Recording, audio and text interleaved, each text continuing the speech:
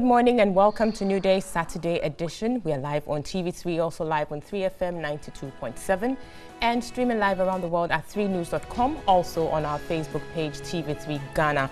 It is the 28th day of July 2018. It's a beautiful Saturday morning. We're back here to look at some topical matters that made the headlines during the week.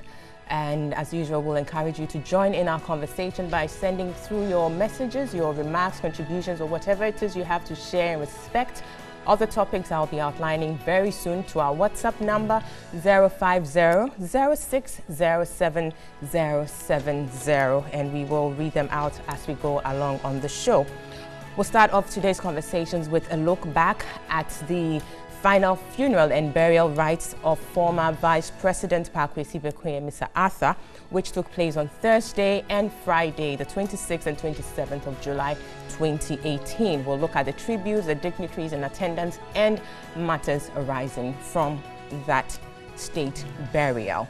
Also, we'll look at happenings in the education sector, where we are informed that government intends to introduce a dual-track system for the free SHS policy come September 2018. Now, come September 2018, the implementation of the free SHS policy will enter its second year, with the program covering the first and second year students of our senior high schools. Now, the issue that continues to confront us is funding and infrastructure, perhaps even more so now, given the spike in numbers. Now, government, in view of the spike in numbers, is considering the introduction of the dual track system from September this year. Now, there seems to be mixed reactions to the announcement of the possible introduction of the dual track system. We will be analyzing the free SHS policy in its second year, as well as a proposal for the multi-track or the dual track system moving forward with the implementation of the free SHS policy. We'll also take a look at the President's appointment of new EC chairperson and commissioners. So the appointment of the new EC chairperson and 3 commissioners has also dominated conversation this week. We'll turn our attention to some issues that have come out of that particular development. Also, we'll be looking at the renegotiated Ameri deal that is currently before Parliament. Now, you do remember the history, or you do know the history about Ameri. In 2015, the 510 million Ameri deal was signed by the government of Ghana under the John Mahama administration at a time when the country was experiencing heavy power crisis. Now, the deal was to shore up Ghana's energy supply at the time. Now, the Ameri deal became a subject of controversy and perhaps one of the major electioneering issues during the 2016 elections. Now, the NPP at the time criticized the NDC for the deal, which was described as a bad one, and the party, the NPP, promised to review the agreement if it won power.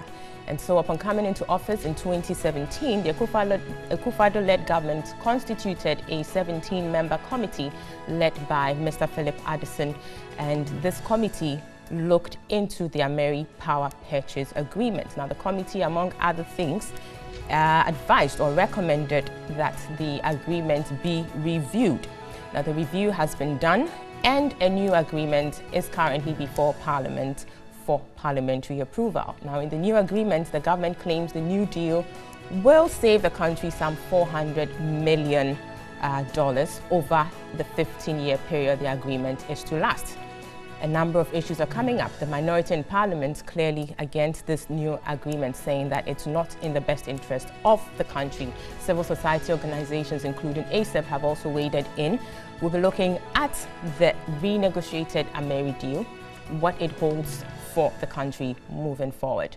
These are the topics we've outlined for today's conversations. We'll take a break at this point. When we come back, I'll introduce to you the panel for today's conversations, and we'll dig right into the matters up for discussion this morning. Stick and stay with us. We'll be right back.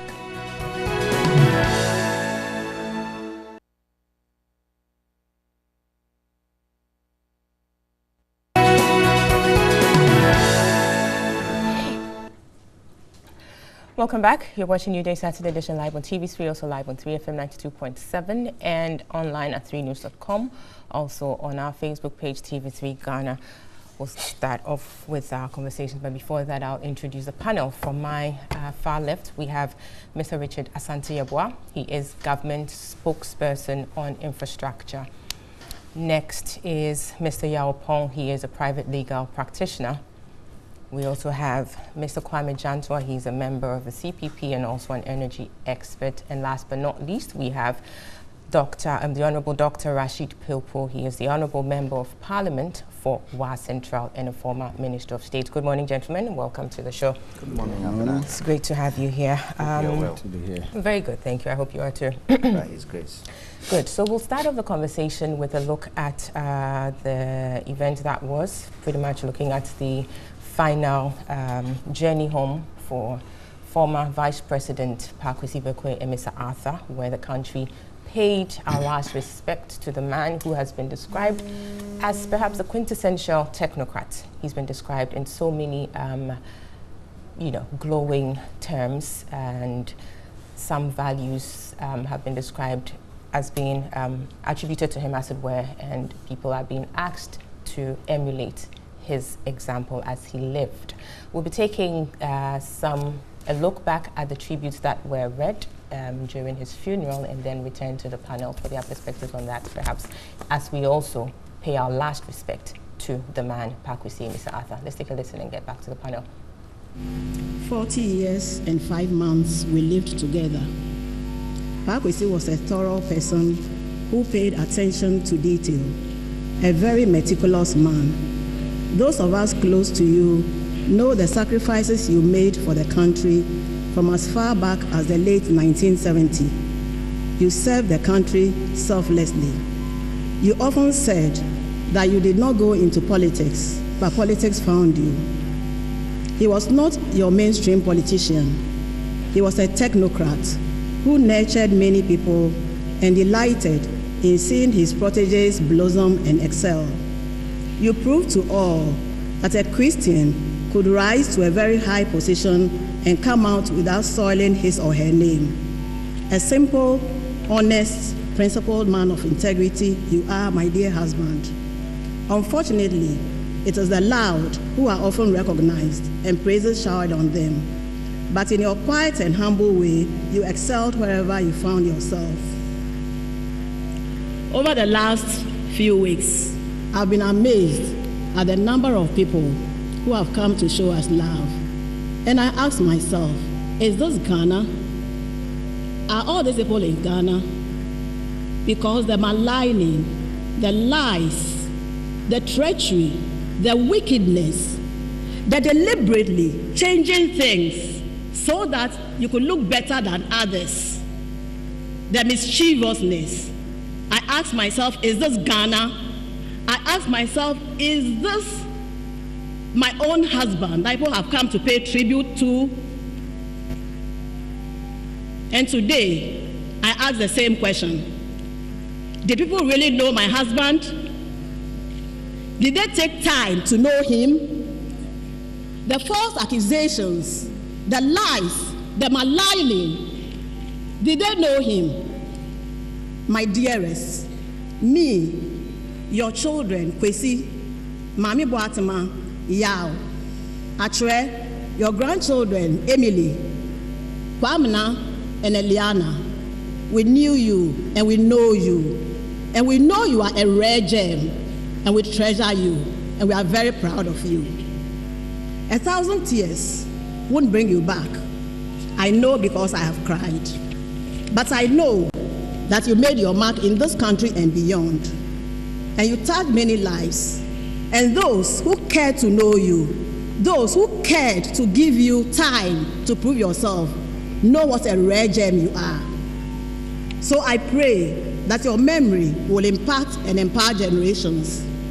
As I celebrate my husband, I stand in front of the Lord today, and with a song in my heart and an outstretched hand, I say, thank you, Lord, to you only.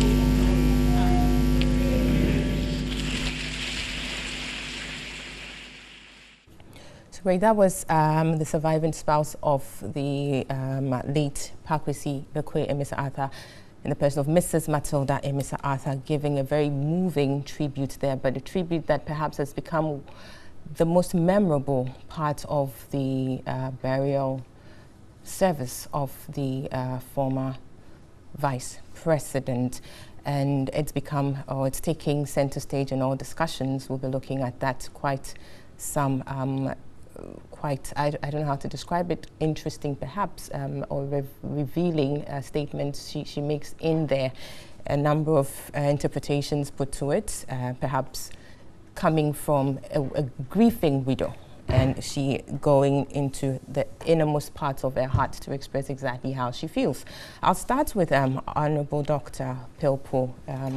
Your comments, particularly regarding, you know, the whole burial ceremony and everything, but particularly looking at the tribute that was delivered by the widow, Mrs. Matilda Emisa Arthur.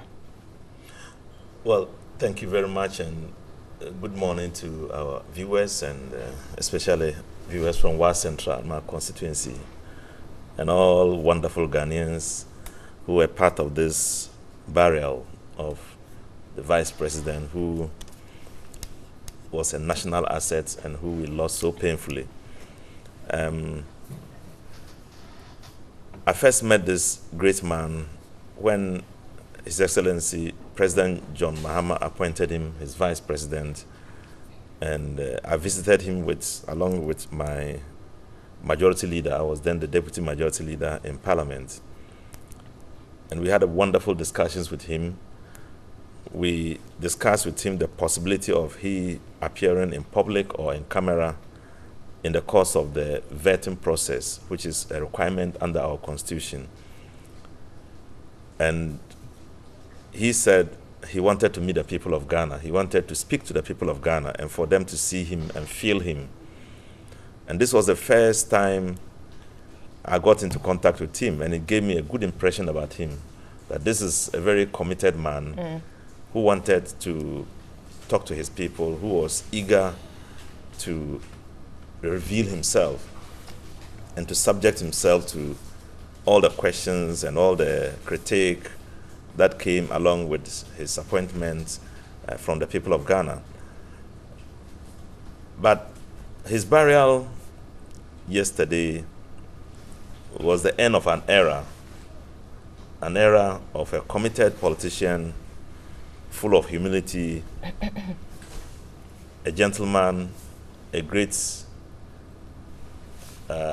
observer of the political terrain in Ghana. He was a man who did not just speak, but who was very careful about what he said, and who was very measured in his response to even his critique. We admired him very much, and especially I had a closer interaction with him when he invited me to join him to India for the World Summit, Economic Summit. My training in diplomacy helped me to understand what he was doing, and I was very careful to help him to try not to make any mistakes in his responses, in his actions, body language, and everything that went along with it. But he was so careful and did all the right things. So at the end of it all, I told him he was a great politician. And he told me, Rashid, I'm not a politician. And that was the second time he told me he wasn't a politician. And so this was a man who served Ghana, who loved to be a Ghanaian, who wanted to work, not because he wanted to be in politics and to demonstrate or show off himself as another person who would imagine he was superior to others, but was a man who was very down to earth, who thought that the best human person he could be was to serve his people, you know, as a technocrat, as somebody who wanted to be love, who wanted to show love for his country, and who could attract all the developments that came into our country during his time. I served with him in the economic management team, and I noticed how humble, how intelligently he presented himself. He was very, very committed to ensuring that policies were in tune with the times and served the people. So having said all these things about him, the tribute by his dear wife, Matilda, who alongside I traveled with when we're traveling, comes directly from her heart. I love people who can speak their minds, despite who is watching or who is looking. And I was impressed by the fact that even though he did not provide details about who hurt her husband during his lifetime, he was forthright in saying that these things are in my heart and I want to pour them out.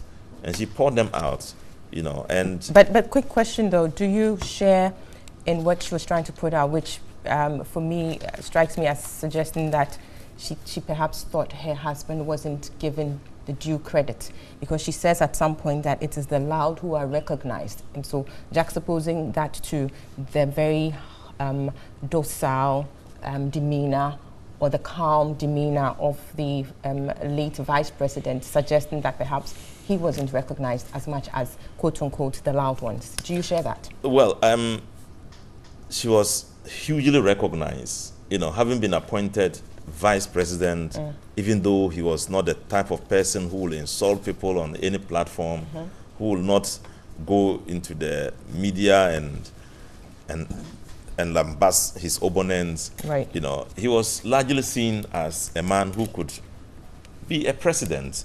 And it was not surprising that John Mahama, His Excellency John Mahama, appointed him as his vice president. In fact, I recall that when people were complaining that we didn't know this man, why should he come to become our vice president? I was one person who on one of the most popular television shows came out to say that he was a man who we all knew. He was a great guy. He served in government as a deputy minister, and he had so many credentials that Ghanaians didn't know. And that is what I agree with the wife, Matilda. He was such a great person who went through all the facets of life with his existential qualities that enabled him to mix his natural life as a non-politician with that which has become a popular person in the fray of politics. I think that he was a man who was a mixed personality, one who wanted to live his life as a technocrat and one who was recognized by the people as a political figure. His demeanor, his humbleness, his ability to be amiable, his intelligence, all demonstrated very clearly that this was a new type of a politician. But according to you, he didn't necessarily accept that part of him, which was a politician, because you said twice to you he had said he wasn't a politician anytime you had, you know, described him as such. Those are the leaders we would need. Those are the political figures we should take into. Because if people tell you, I'm a politician, I'm a leader, I can do this, fear them. Not everybody who does that does well. And if you read Plato very well and you read some of the writings of great men, they want to see people who are more eager to serve the people than who are more eager to dominate the people.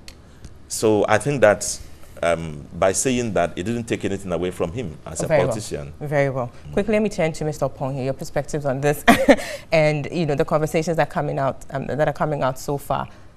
You saw Mrs. Matilda and Mr. Arthur giving that very moving tribute, and the issues that have come up subsequently. From Honorable Pilpo, there's this dichotomy. We're looking at the man as a technocrat, as a politician. He himself acknowledges that, yes, I think he loved more of the technocrat part of him than, you know, the politician. But we're being told that perhaps that's the new approach we should see when it comes to politics. Is there anything inherently wrong with, acknowledging yourself as a politician? Thank you very much. I think that soon after his demise, we were here and extended our heartfelt messages of consolation to the bereaved family and to the entire people of Ghana. And I think that we continue to do that. And also ask the Almighty God, pray that He will grant our dear gentleman, Mr. Misata, repose in His own bosom, and also grant those who have survived him the opportunity to see that there's light at the end of the tunnel, and that God created all of us, and therefore there is also a time for us to return to Him.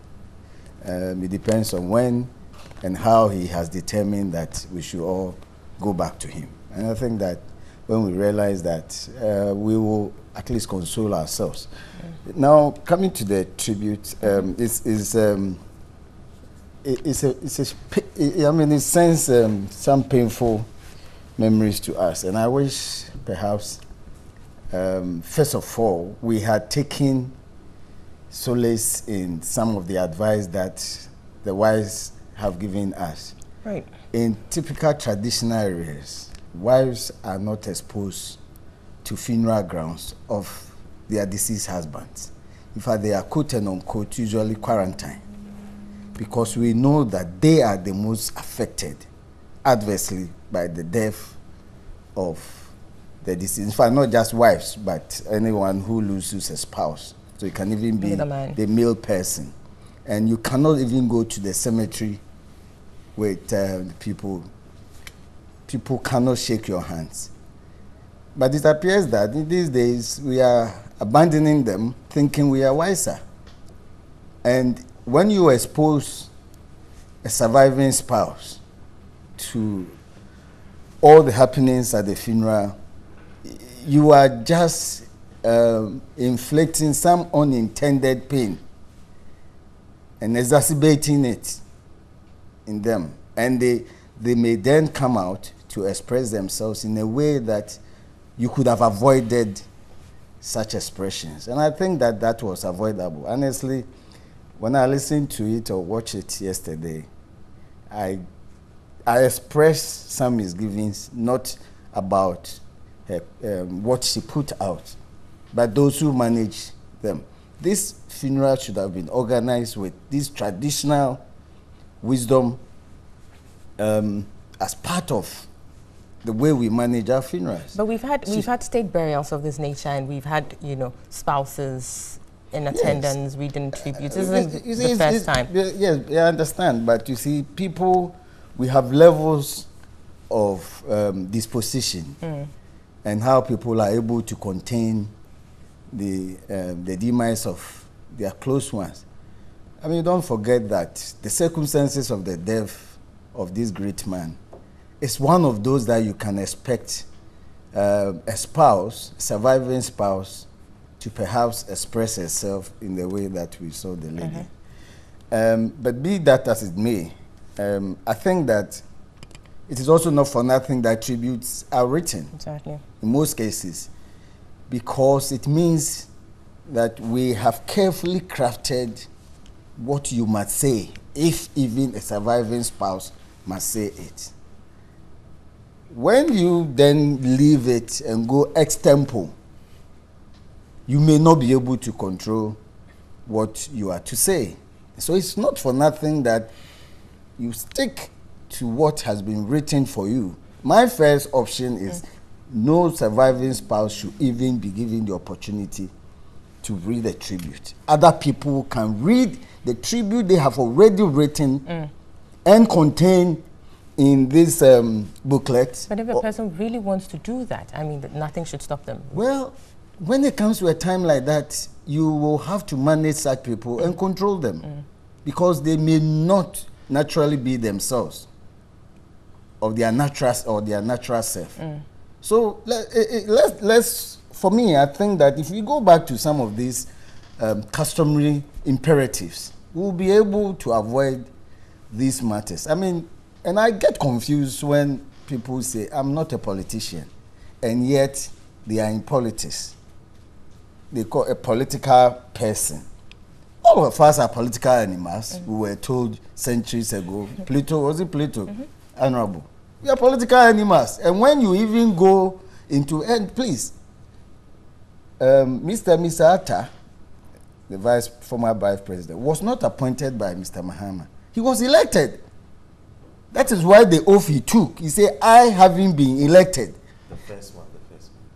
No, I'm saying that when he became the vice president, he was not appointed. The whole country elected him, even though his name was not on the ballot. The constitution states that once the person who chose you as a running mate wins the election, you are also deemed to have been elected. So why will the whole country elect such a great person, and yet we say that we have not recognized him enough?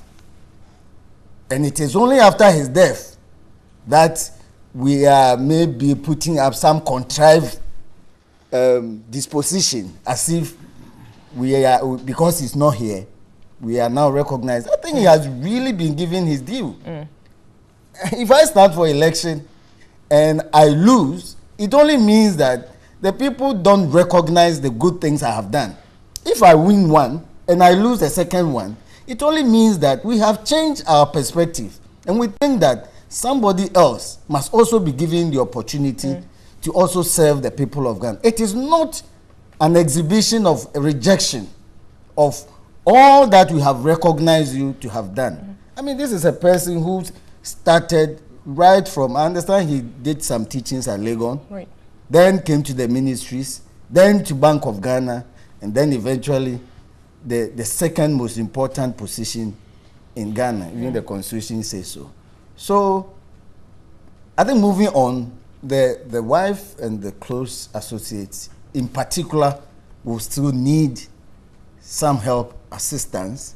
That is where the old ladies in the house who have gone through this on a number of occasions, lost their dear children, lost their spouses, should also share their experiences with them and take them through the acceptable, not the cruel. Well, some say people grieve in different ways, all sorts of ways. So yes, that is we why may not have necessarily a standardized way to grieve. Yes, fantastic. So I mean, I understand that, but I'm saying that we manage the nature of the grieving. I mean, if your husband or your spouse has gone through painful pre-death situation, you sometimes even want him to just go to the next world or die, so that he will, the pain should cease. That one, upon his death, you will grieve with some minimum expectation. But when it happens like this, the expectation will also be different. But I'm saying that is why in such situations people need help. Very well. From experienced persons that social support group have gone through this. Otherwise, I think that it may not have been appropriate, especially the S-tempo. So clearly you don't share Dr. Popo's thoughts that she spoke her mind. Well, there's a time for everything. I think that if such statement had been made some time later or elsewhere, then I will say that, well, it's appropriate. Because when you do this, then you are opening the can of worms, if there are worms at all. Then people will be speaking ill about the dead who will not be present to answer.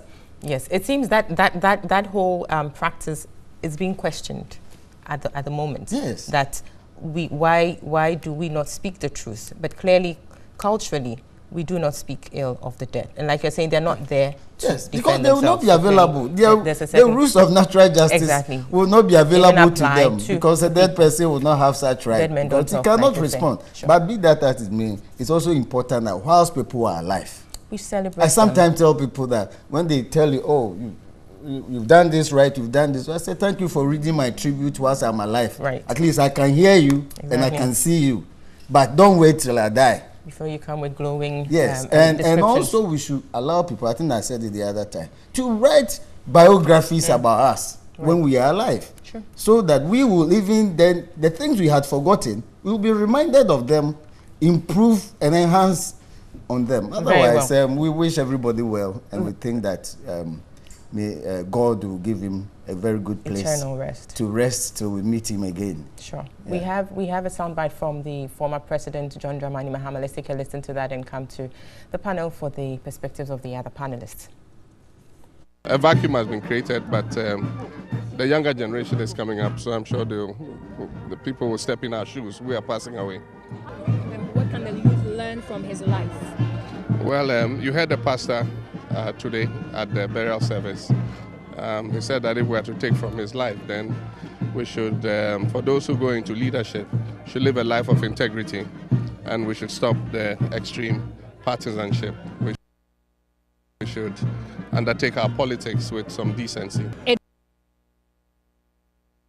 So that was former President John Dramani Mahama speaking about the values the late Mr. Arthur espoused and encouraging the youth particularly to emulate same. And he talked about the pastor's sermon, and indeed I believe that was one other strong moment or memorable moment, if you like, in the whole service. He talks about politicians and certain values that they should have to, you know, advance the interests of the people.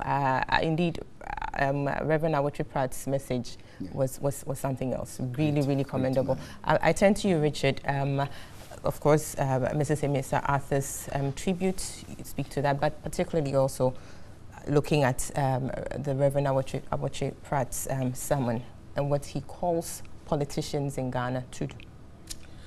Thank you very much. I think I would equally want to use this occasion to extend my condolences to the entire country, particularly the family and the spouse, in the case of Mr. Atta. And I think I'll first will want to touch on the Reverend's sermon. I felt that it was fantastic for the occasion. I thought that we all needed such a defined words in such moment to reflect on such words, to know that regardless of where we find ourselves, which political party we belong to, whatever we do as a members of society, ought to know that there's one ultimate goal: to do things that will rather transform the country, and do things that would position this country and let this country be a place that people would want to come from far and near to want to come and see what we're doing here.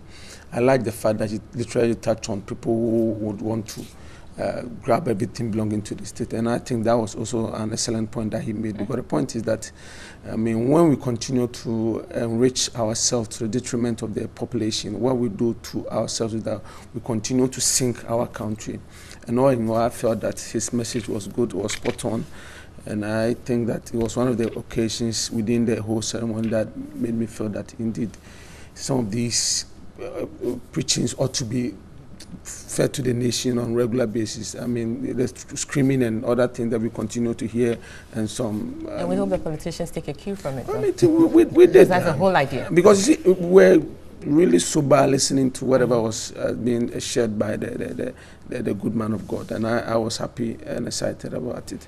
The next thing is, I think government has done fantastically well in this whole process. The President of the Republic, His Excellency Nana Dankwa Akufo-Addo, whatever ought to be done for a departing former Vice President, he made sure that same is done for him. We know right from the beginning, flags were asked to fly half-mast. Beyond that, the way arrangement that the state literally took care of, made sure that everything goes on smoothly. We did that in collaboration with the family and also the NDC. Government, the first day of the morning, we saw the senior minister, Honorable Osafo-Mafo, and members of parliament and ministers and other CEOs who joined to go and wish the family well, and also to solidarize with them. The second day, we saw the President of the Republic being there, the Vice was there, the Chief of Staff, ministers, and literally everybody that matters in this country found himself there.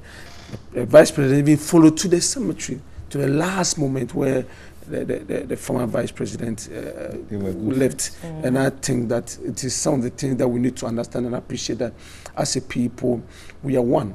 we might belong to one political party or the other. We might belong to different religious denominations, or even have the various religious creed. But there's one thing that ought to bind us together. That's our Ghanaianness. We need to understand that we can build this country together if we unite and not really be political about every single thing that happens. But and then the Reverend, still speaking to that issue, talked about the fact that we need to practice politics of respect. So there's nothing wrong with being political. I agree with you. That is why that element of respect. Yes, I agree with you. That is why when I look at that and relate to the comments of the Mrs. Emisata, I was a bit uncomfortable because I felt like it didn't follow the traditional funeral protocols that we've known in this country. But she's not bound by that. She's not bound by that. But the point is that.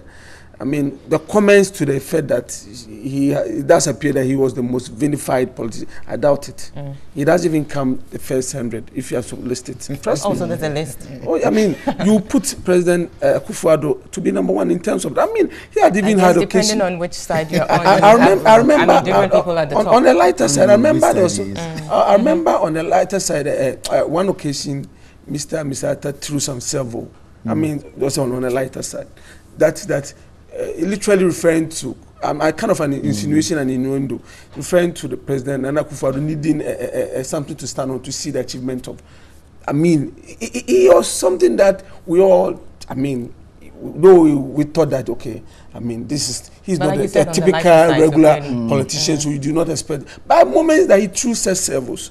I mean, the former second lady at a particular occasion even threw servos at a particular teacher. When a chalk was requested. I mean, you cannot largely go to such moments and start creating a courtroom scenario where you are inviting individuals to argue out their case, where somebody says, okay, I'm speaking for, sometimes speaking against. So you are putting the man on the chalkboard here, that you want to line up all the good deeds, so that you would not create an impression that even when he was living, had issues or difficulties with others. But the point is that when you hear comments like, it was the loud who gets recognized. So I said to myself, okay, I know that there are various temperaments in terms of the people who are invited into politics or who join politics have various degree of appreciating things and also conducting their business. You know, others who are a bit calm and but yet assertive. There are people who are very opinionated on all matters at every given time. They will speak. There are people like that. There are people who are extremely confident, but people think that they are either proud or they are people who are arrogant and all that. Tuno, like the Ghanaian parlance will refer to. We know that Mr. Misata belongs to the first point. You describe him as a dove in the party. Very good. But the point is that if somebody says that he didn't get the needed recognition, then I ask myself, okay, as it the country you're referring to the NDC, it's within the NDC, then there are things that you are yet to be told.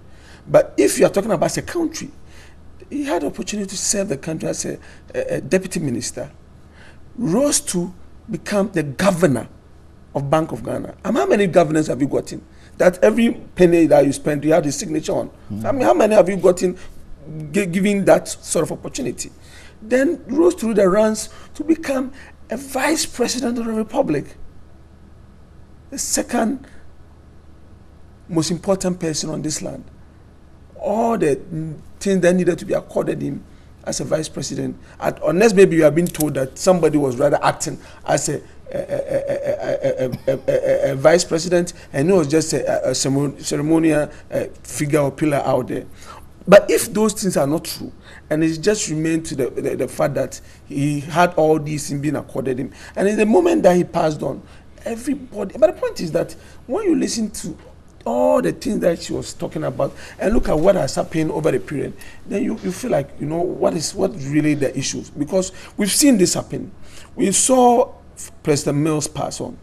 We saw the conduct of Nadu Mills. That's where people start comparing. That's why we're saying people grieve in different ways. Yes, but the point is so that you can't necessarily compare the two. And at that moment, you need to say things that would generate the kind of conversation that we're having. Obviously, if those comments hadn't been passed at the moment of giving the tribute, I'm sure today the whole team would have been looking at the achievement, what he's done, his contribution, how he impacted the lives of people. This would have been the line of thought of all of us, and that's what we'll be looking at. But now we are being invited to dig further, then see whether indeed the NDC treated him well, whether former President Mahama treated him well as a vice president, whether as a country we treated him as our vice president, whether his parents. But the point is that even at a given time, I had a difficulty, because when we were talking about those who have known him, reference were made to the case and herself. So I asked myself, okay, what about and the grandkids? So what about his extended? Because the man was born before somebody got married to him. You see the kind of invitation we brought in. So there were a word of absurdity, and I thought that was really unfair to all of us, and it was herself and the departed former vice president. Very well. And I felt that, I mean, going forward, regardless of how much we know, regardless of how modernized we think we've come to, let's try and still continue to stay within that Ghanaian traditional funeral protocols, because I think that it has served us well. It hasn't created that sort of animosity that you usually see in other countries, where during funerals people are literally fighting, boxing here and there.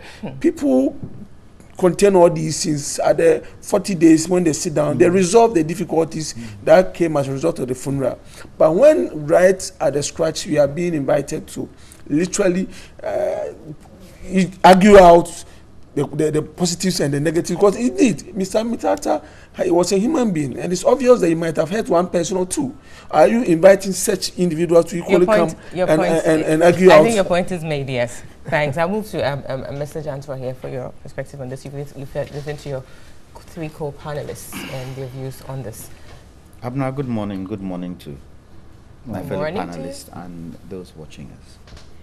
Abner, my comments are in context of politics. And I repeat, my comments are in context of politics.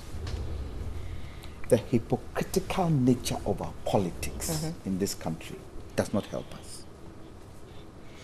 Let's take the question of humility. We've had a president who has been described as humble, President Atta Mills. We've had a vice president who has also been described as humble, Aliu Mahama. We've had, going back, and currently, well, I'm coming there. Going back to the Great Alliance, I forget the man's name, Aka, humble. We've had a president also going back, I would say to some degree, was humble, Liman. Why do we wait for them to die before we talk about? And before we talk about why do we wait for them to die before we talk about their humbleness? Why? Would you say? Let me finish. For somebody like Professor Mills, he was referred to as humble in his lifetime. But what didn't we say about him? But that one, we can say both. No. Please allow him. Yes, carry on. No. Sorry, please go on. The good things of a person's character should be shown while they are alive. What didn't we say about President Mills? What words didn't we use against President Mills because of his character? What words didn't we use? Even Emisa Atta, when he was chosen as vice, what didn't we say about him? What didn't we say about him? And I asked the question, should politics be adversarial? No. Should politics be adversarial? This week, I've been to 2 political funerals. 1, Emisa Atta, 2, J.H. Mensah. And I asked myself the question. The NDC were at J.H. Mensah's place, the CPP were there, the PNC were there, the MPP were there. Everybody was seated because of this gentleman. The same thing happened with, and you could see that we were all being reconciliation, we were being together as Ghanaians. Why can't that transcend into our politics? And I can bet your bottom city. The moment this is over, she prefers dogs. I prefer city. we spend cities in this country. The moment this is over, we are going back to our old ways. We've got to get to a stage, if not in Africa, in Ghana, where we do things differently. Where we do things differently. What is it? Are we not in politics to make the life of Ghanaians better? Are we not? Why do we knock our heads together at all times? Because at the present moment, MPP feel that NDC have done the worst thing you can think about. MCC also think that they have done the worst thing that you can think about. And the so-called small opposition parties are sitting on the sidelines quiet. Are sitting on the sidelines quiet. Observing. What kind of system are we building for the young ones to take over as we grow older? I looked at all the previous heads of states sitting at the funeral yesterday. They're all old. They're all old. And I looked at all of them and I said to myself, can what has happened in Malaysia, forget about the 8-year duration, but let's say what has happened in Malaysia, where a 93-year-old ex-president has taken over, looking at all of them sitting there, can that happen in Ghana?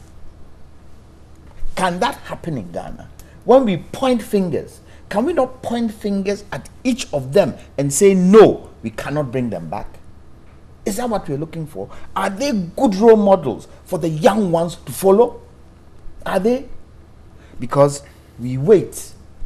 When somebody dies, then we all go and sit with our black cloths and our red cloths and eulogize the person. When they were living and they were even doing good things for the country, we were bastardizing it. We've got to change. Now, I come to Mr. Arthur's wife and her comments.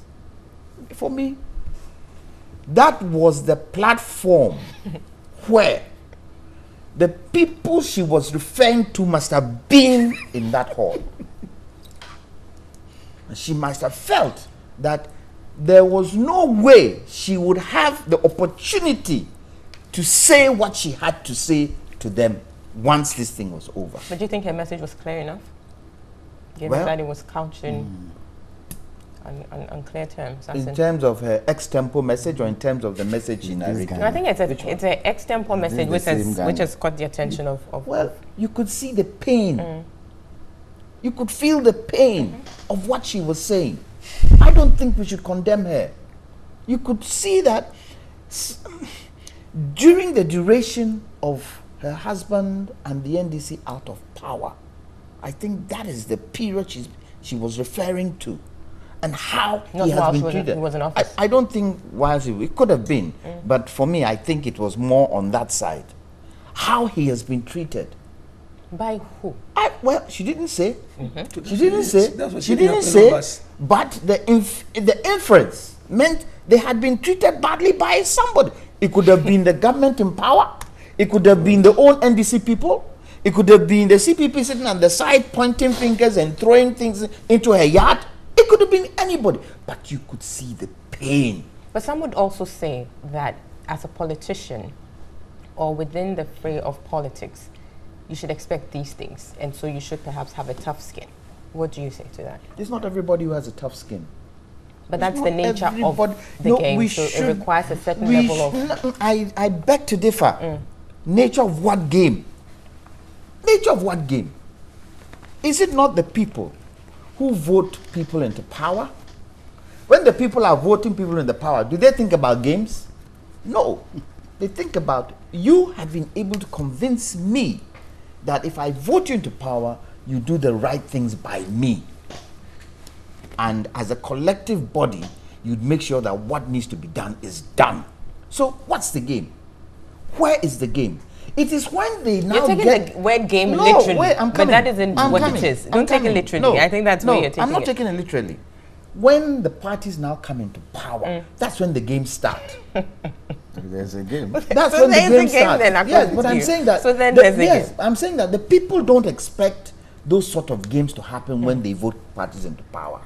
But when they do, it happens. When they do, the party in power becomes intransigent. in terms of some of the things that people feel, let's open up and let's talk about this. A typical example is some of the issues going on today. The fact that you've made a political promise and the people are saying, let's think about this again. You say, no, it's because I made a political promise, that's the way I'm following it. And these are some of the things that make politicians unpopular. And I don't think politicians should be unpopular. Because if I can say, they are the highest body in the governance of a country. Highest body. And so for me, and even if you heard the children speaking, you could sense undertones of what their mother was saying. I think what we should do, we should interrogate what it is. I think government should go and see the wife and say, we heard your message. Tell us, what is it that has put you or made you say such things? And let's try to resolve it. Let's try to resolve. Are they not human beings like us? Is it because they're in a certain bracket of governance, so we cannot do that? Because as my learned friend was saying, in the cultural sense, if something like this happened, the elders of the house would go to the wife. Auntie, they will find out, try and make amends. I think one thing we should try and do, and I think the onus is also on the NDC to now go to it. Take a high-powered delegation. Because as it is, we don't know who take a high-powered delegation. It could be. Ask her, Madam, the statement you made at your husband's funeral, what caused you to do? Because we didn't see it coming. What is it? And then let the NDC also, once they're able to do that, send it to government. If it has got to do with things that government can help, send it to government. Very well. So that we can resolve it. Because we don't expect such a thing to happen again. All those in power now, they will die. President Kufuor will die. President Rollins will die. One of us will die. All of us will die. And we don't want a repetition of their spouses saying such things. Very well. On that note, we'll take a break. When we come back, we move to other topics for conversation this morning. See you shortly.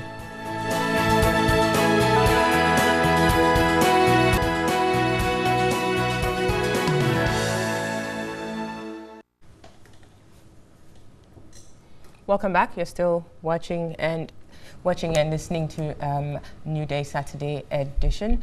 We'll be looking next at the dual track system to be introduced soon. But we need to, there's an LPM I need to do, but I will get back to that. Let's get on to dual track system.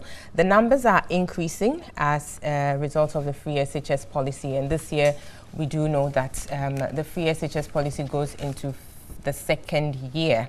And with that, the numbers are increasing because you're going to have the first years coming in new enrollment and then the second years from the first year of free SHS implementation.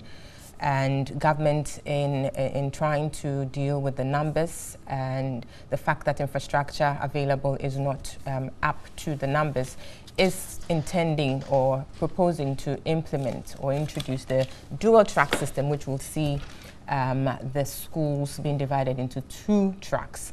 One set comes in, the other set stays home, and then when the set that goes in first comes back home, the other set goes back in. A number of issues have come out, as in, is this the best way to go? What do we do to deal with the situation? But gentlemen, this is where we've come with the free SHS policy. It's been implemented. Yes, there may be issues about, perhaps we should have thought about it ahead of time to structure it in a certain way, but that phase is gone. We are now hit with this reality, increase in numbers. What to do to deal with the situation? I'll start with you, Mr. Opon, and then go to Mr. Jantua, because I do know the other side's positions already. So let's just start with this, and then thank you very much. Let me put on record that when it comes to education, or even more importantly, free education, I am an unapologetic bias person, if I may put it that way. All for free education, for all, universal, no option whatsoever. And so anything that can be done to ensure the realization of this policy has to be done. Even if it has to be open education, if it has to be sandwich, if it has to be even under trees, it is still better than no education.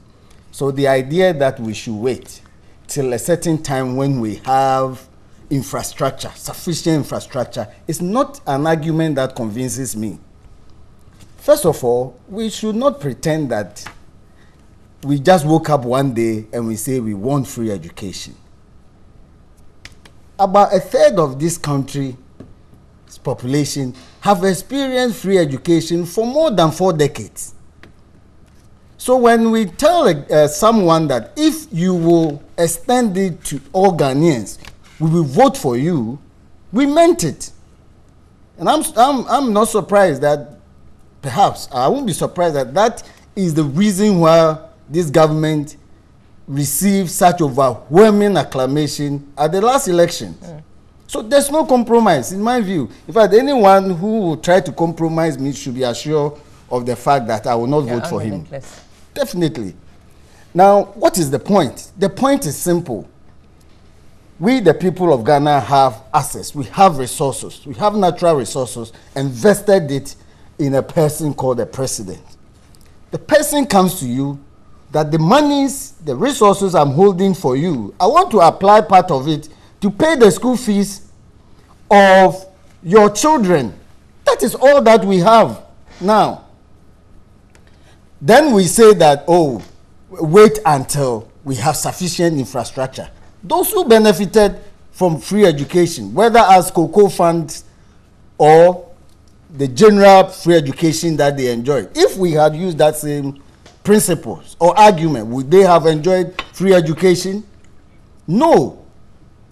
And so now also the concept of equity is what really impresses me.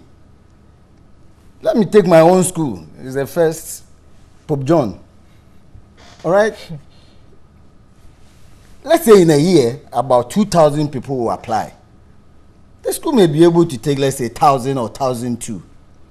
Those 800 who, for some sentimental attachment or the fact that it's a faith-based school, the fact that there's a junior seminary, or some other reasons which appeals to them, would have just wanted to go to that school, would have been denied. With this multi-track system, those people still have the opportunity to go to that school.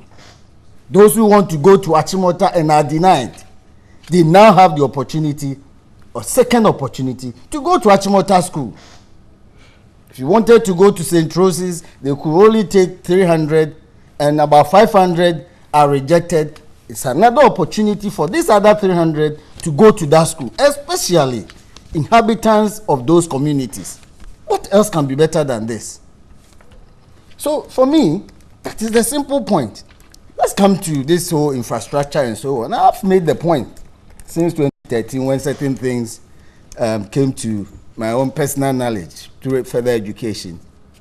I do not still understand why we rather want to save monies or proceeds from petroleum in some funds that don't even yield more than 2% or even 3%. What is better than to construct what we call public goods, education and health for the next generation? And who is the next generation? Some say that it is just a cycle of 30 years. And it starts from now. These people who we are giving free education, they are nothing more than the next generation. And one of my best quotes is attributed to President Mahama when he was vice president. And I have it here in the paper that I have done. We live in a country where women are dying because the road from their villages to a health facility is not done.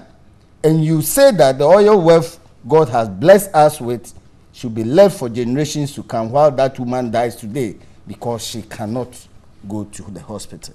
How is the next generation going to be born if we don't have an enhanced health facility and systems and services? How will they be people of substance when one, there are no facilities for them to educate themselves. So for me, the argument is simple.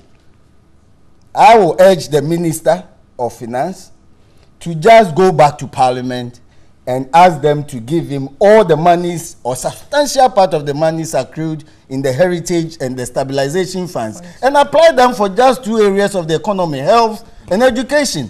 Because if a parent is not healthy enough, will he even be able to procreate, engage in consortium and procreate for the next generation to be born?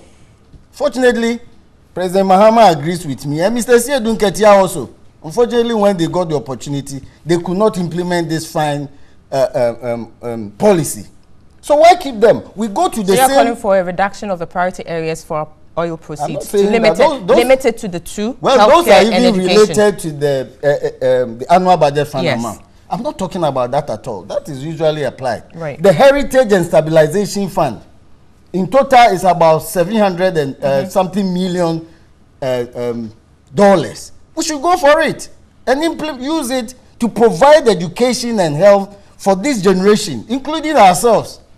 If the so-called the government schools, the government model schools, I think Ghana Secondary School, Koforidua, National Secondary School, Achimodna Secondary School, a number of them, if they had not been constructed during Nkrumah's time, well, most people who are arguing that we should wait for infrastructure, would they have enjoyed the education now? Very well. If we had kept these monies in those funds, we go there, after they give us less than 3% per annum, they recycle the same money and give it to us in the same market for about 9% when we are lucky. Great. So the infrastructure argument is one leg of it, but there's the other side, which is talking about perhaps we need to tweak the policy further to look at a more targeted approach so that those who can pay for it will pay and those who cannot, the really vulnerable people, would benefit for the free SHS policy, you know what, in the way it's done. But let's take a listen to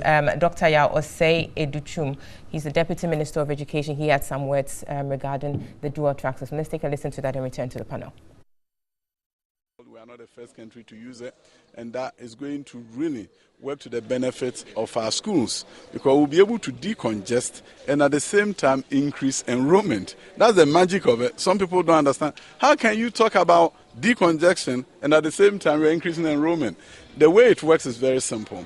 When you have 3,000 school population currently, you can work it out in such a way that at any point in time in next year, you will not have more than 2,700 students in the school at one particular time. Because you have Form 3 students will be on their regular term. We are not changing it. They have WASI ahead of them. Form 2 will begin the calendar system. And Form 1 students also the semester calendar system. The semester allows you the opportunity to work 16 weeks, and then you take your vacation, another 16 weeks. As a result, you are able to get another track of students filling in the spots and aligning this in such a way that you can increase enrollment. So that is why we say there's a double track for Form 1, and the Form 2 will be a single track. They will go straight. But in a calendar, the seniors will do the term so that we don't interrupt the WASI. As I speak with you, we are securing $500 million to complete all GET Fund uncompleted buildings that are the 70% completion level. So within a short period of time, we'll build so many schools, and then calendars will revert to the regular. That's what is done in other countries, where they do about 10 years, they build all their schools, they revert to the regular. But this is a system that you put in place to ensure that you don't leave any qualified child behind. If you can implement a system that can only use existing facilities and reduce congestion in schools, that can use only existing facilities and increase enrollment to all the desirable category A and B schools, so that you have more schools in Wesley Girls and Achimota and in Fansepim, and at the same time, it doesn't bring about huge additional cost. Why don't we do it? People talk about additional cost from teachers. No, we'll still have hired them if they are regular calendar. Because if you bring in more students, you have to bring in more teachers. So it's not because of the double track that teachers, we are hiring more teachers. We are hiring more teachers because of the increase in enrollment. Well, that was Dr. Yawo Seidu, Deputy Minister of Education, justifying the possible introduction of the dual track system into the implementation of the free senior high school education program. We'll be going back to the panel, but quickly let me give you some message from Vodafone. Don't call me or don't call me. In celebration of our 10th birthday, we are giving you a rate of 10 pesos for everything. Call any Vodafone number or other networks for just 10 pesos per minute and browse for 10 pesos per megabyte. That is not all. You also get to enjoy 10 times the value of the credit you buy and share that same credit with 2 others who also get it times 10. Like Ikikimi style. Yes, it's a 10 distance. Simply subscribe by calling 135 to enjoy this amazing anniversary offer. So that's the word out there. Call 135 to benefit from this ongoing promotion from Vodafone as they celebrate their 10th anniversary. Great. So back to the double track or the dual track system to be, implemented in the second year or from the second year of the free SHS program implementation. I think I raised the issue about the infrastructure quickly and then I go to the ability to pay. Exactly. For me, it's one of the unconvincing arguments which in fact don't cut ice at all. Very well. Can I just say this quickly?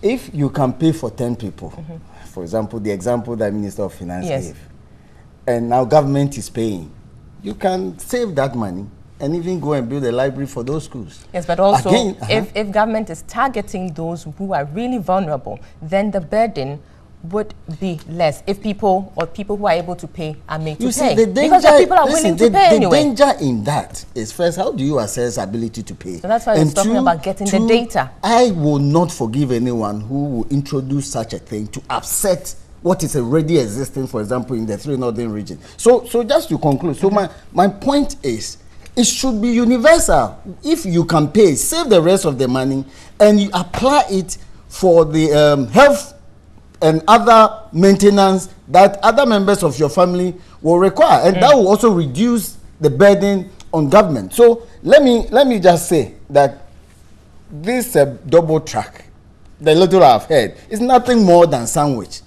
A number of the people teaching in these schools, even headmasters, did sandwich courses in Kivas and so on. Very well. Winneba. They organize it all year on. Point well made. And these people cannot be said to be less educated than others, other teachers who went through the full time. Very well. So you've raised the quality issue as well. But I would need more time I mean, everybody would need more time, but we'll try as much. But we don't have much time to do the necessary interrogations here. But we'll do our best. Now, Mr. Jantua, you've heard the argument, infrastructure, that the NDC perhaps is thinking of a situation where infrastructure would be ready and then people are now brought in. The argument is also that, no, we can't wait. Let's not leave anyone behind. If you qualify, let's give you access, come in.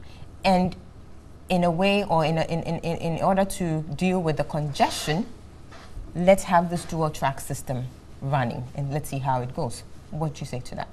You know, in the days when my party was in power, the population was manageable.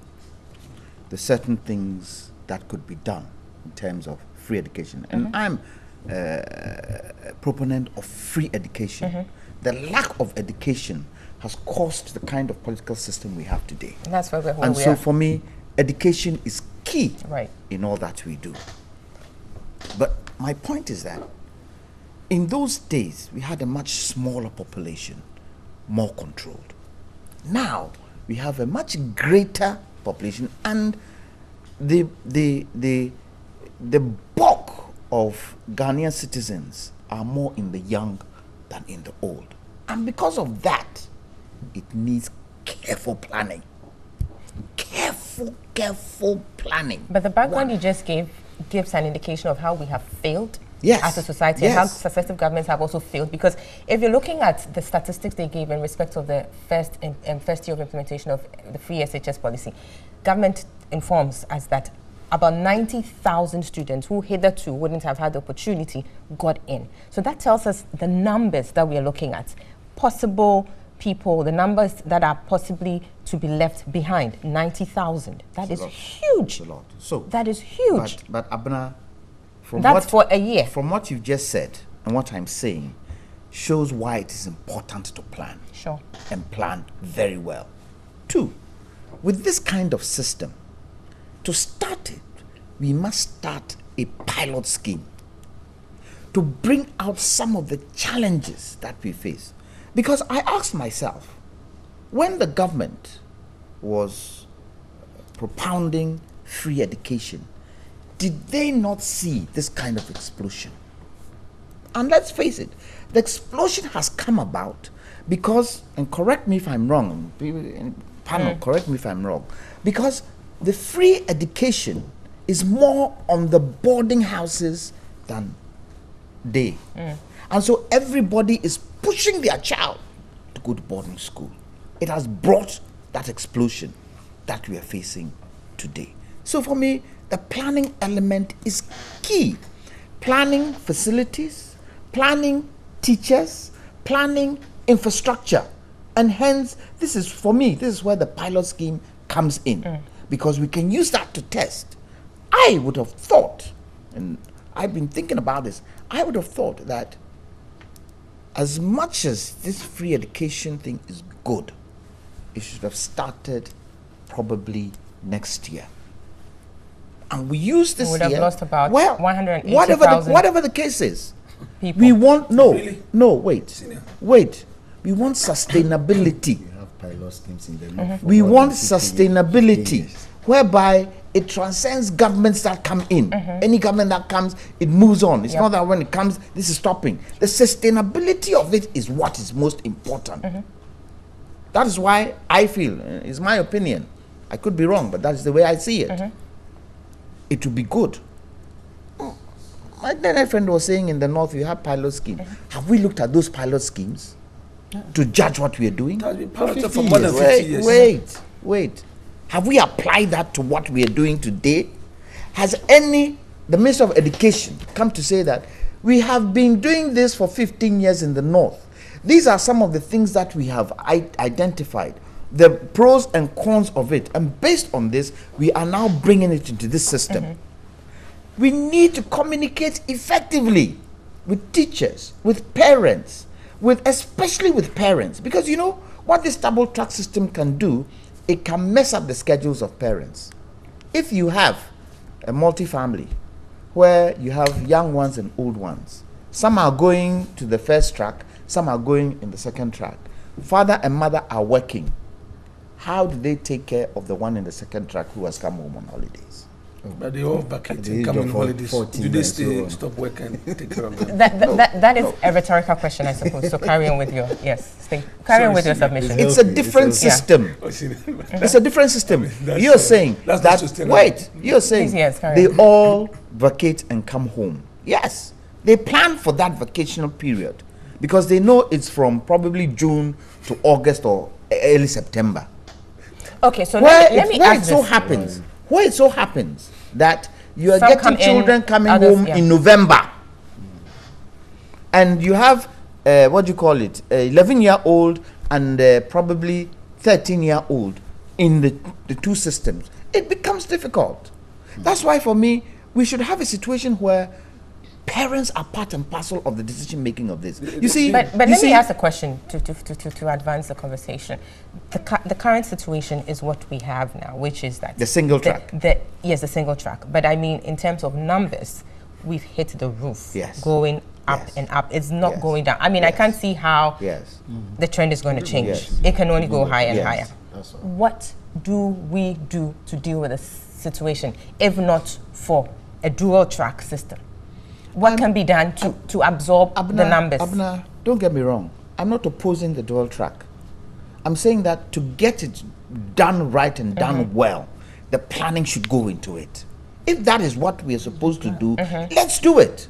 Let's just not as criticize because we want to criticize. Let's sit, and for me, it's a national issue. It is. It's not a party issue. It's a national issue. Let the government say, yes, it is challenging. Let's all sit around the table. Be you opposition, be this thing. Let's sit around the table. Let's bring our minds together. And let's see how best we can make this system work going into the future. Yeah, that's what we are doing also. Now, let me go to my learned friends think about using the oil revenue. The Heritage Fund has a lifespan of 15 years. After 15 years, government can go into the Heritage Fund, the interest bit, and use.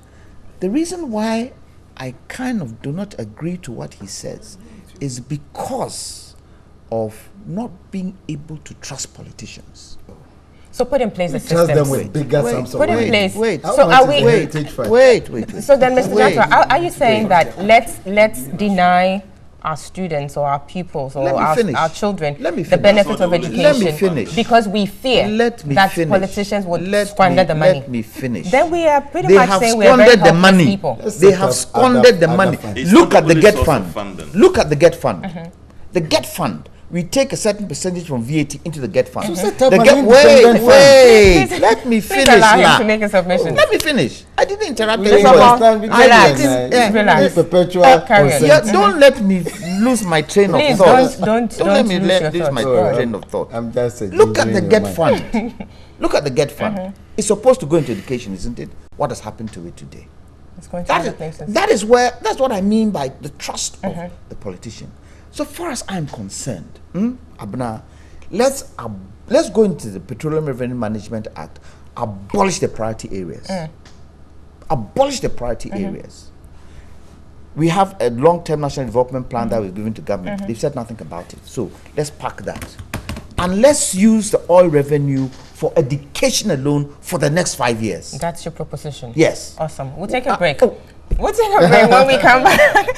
We'll take a break. When we come back, we continue with the discussion on education, particularly looking at the free SHS and how government is proposing to use or to bring on board the dual track system to help with the numbers that are likely to soar in the second year of its implementation. We'll see you shortly.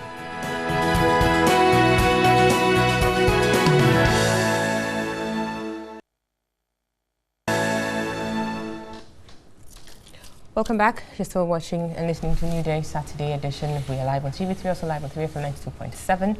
We're going to be going back to the conversation about the dual track system, which is to be introduced come September 2018 when the free SHS policy goes into its second year of implementation. Government is saying it's introducing this, or it will introduce this to deal with the numbers, the congestion in the schools, as infrastructure obviously is not meeting with the numbers that are coming in.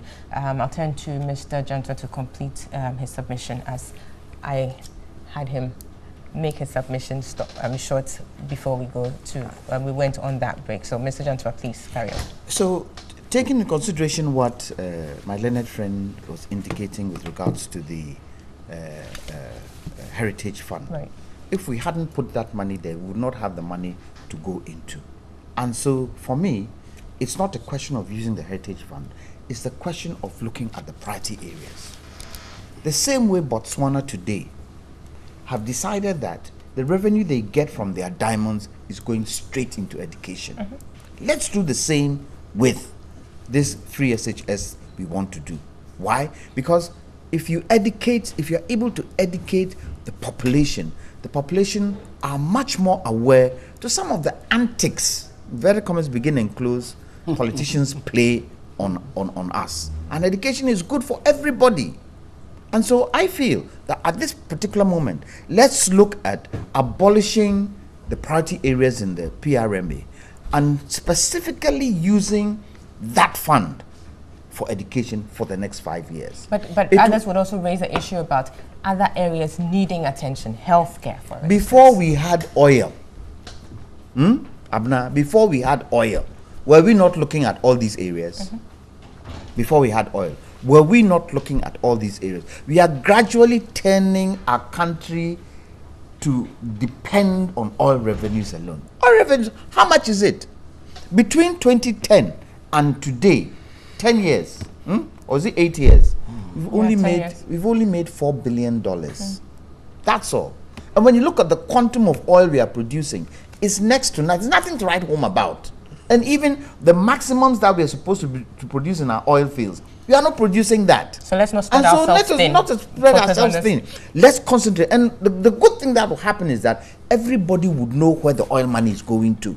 We can monitor it better. Look, I have been on PIAC, and oil-funded projects that we visited in some of the regions. When we went, the projects went there, but the money has been spent. Very well.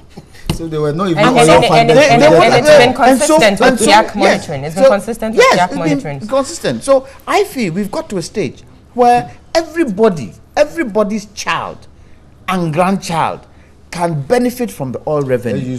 Let's use it for let's use it and put in place checks and balances. And make sure that politicians are not doing things that are untoward. Let me go to Dr. Pelpo here. Clearly, the NDC's position is, let's have infrastructure, and then progressively we do the free SHS, and this is quite, the position of government, definitely contrary to your party's position. Now, with the coming into, if the dual track system is implemented, we're going to see a system where, 2 separate tracks, one goes in for a certain period, comes out, and then the other goes in. You've raised issues about that. What exactly are your concerns? Well, first of all, let's be very clear. The NDC supports free education. We have been very instrumental in drafting the Constitution. We know that there is the need for us to streamline education as a single factor, one single factor that influences development. So we support free education. We work for it. But in interpreting the Constitution, we thought that access to education will make meaning when you say there's free education. What does it mean for a person who lives far away into the hinterland, far away in the rural area, who has to travel 100 kilometers to secondary school? You declare free education, secondary education to him or her. He takes it, he has no access. So we looked at the Constitution, Article 25 of the Constitution, which has talked about progressively introducing free secondary education. And we also looked at Article 38 of the Constitution. Let me read that aspect, which is very important.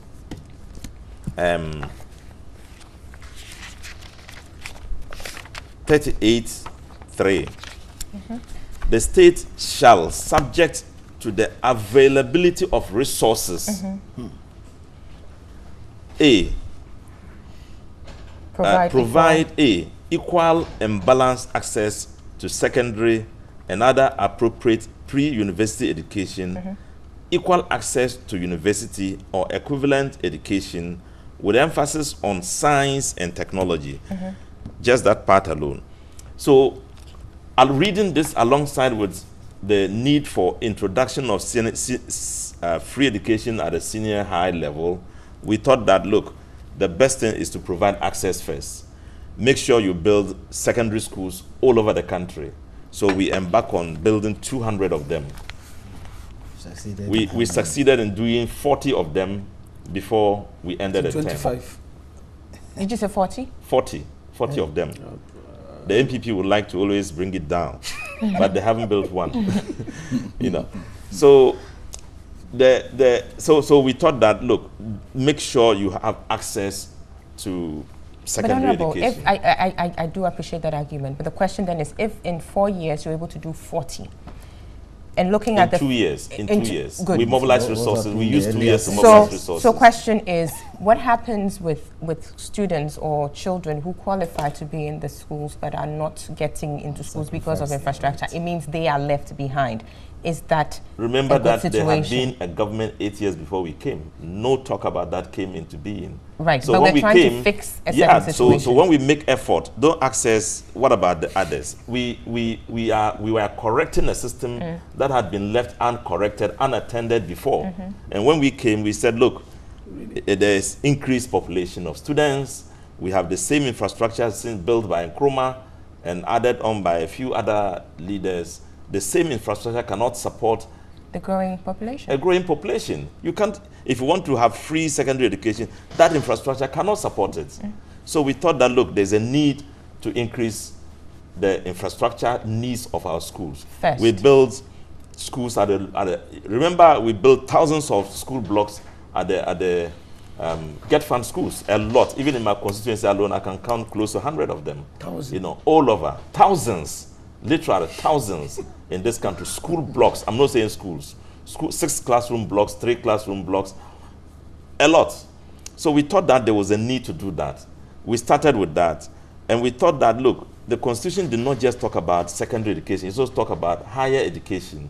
So let's make sure we build additional universities. We have done that. We did that.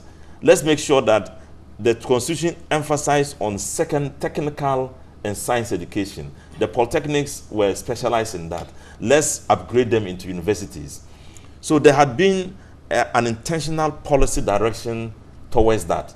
And you could see that we were progressively making sure that all education at all levels was being raised to the point when everybody will have access, and then we can talk about making it free for everybody. So in other words, until that time where we have sufficient infrastructure to meet the population, I mean, those who will be left behind, they should be, as it were, sacrificed. We are building schools, and we declared those who were attending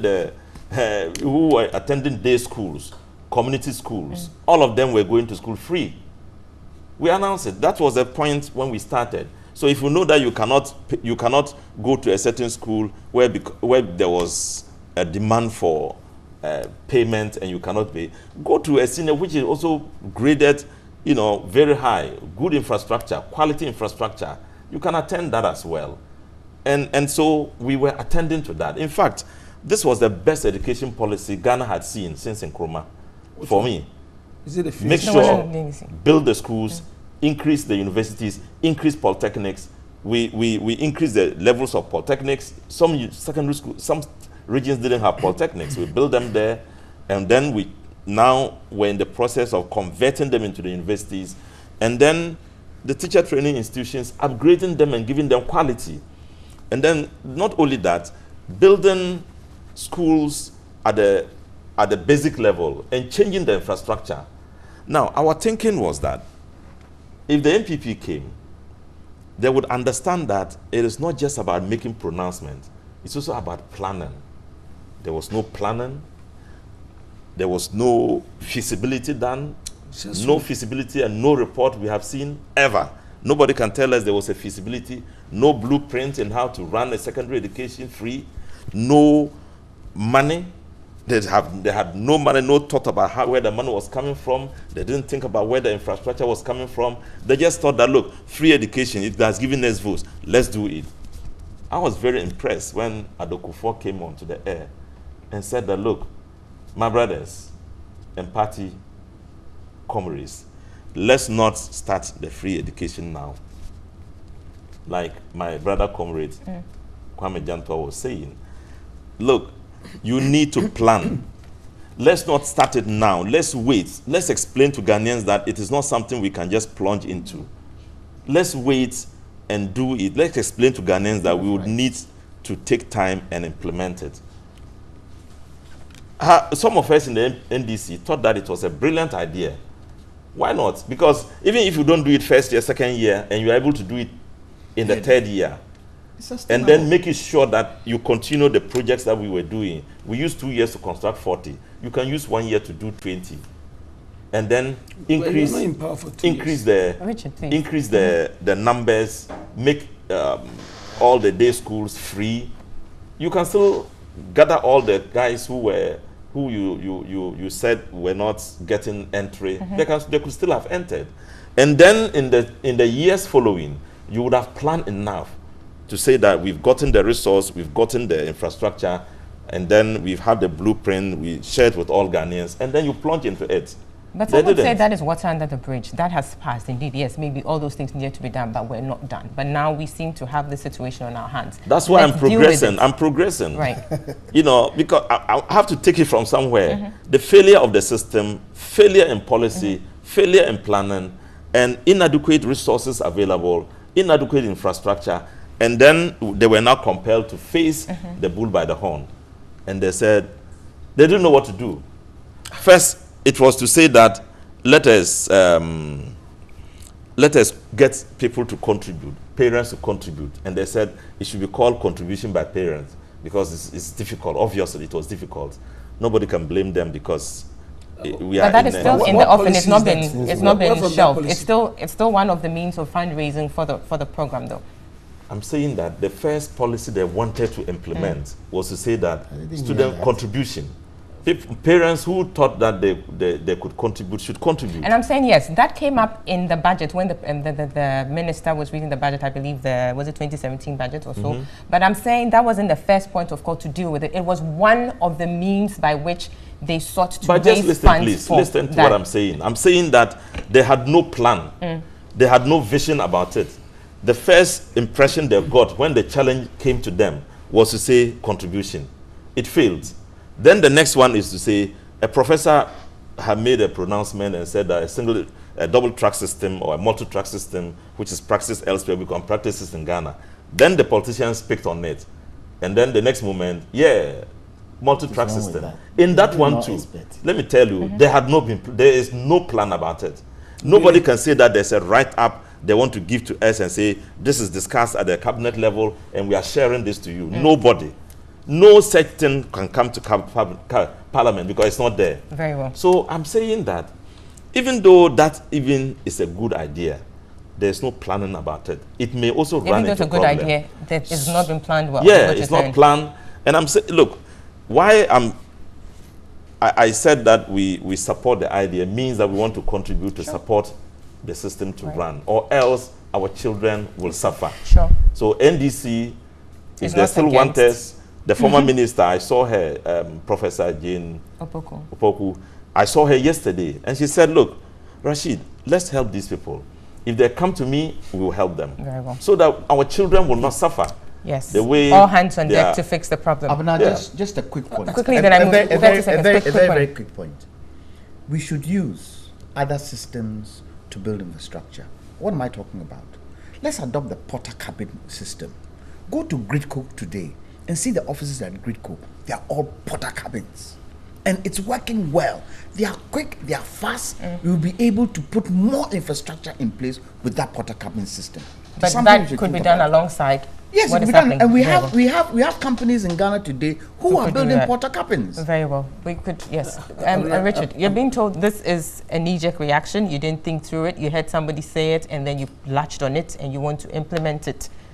Is that what it is? That's never true. And I'm surprised with the comment by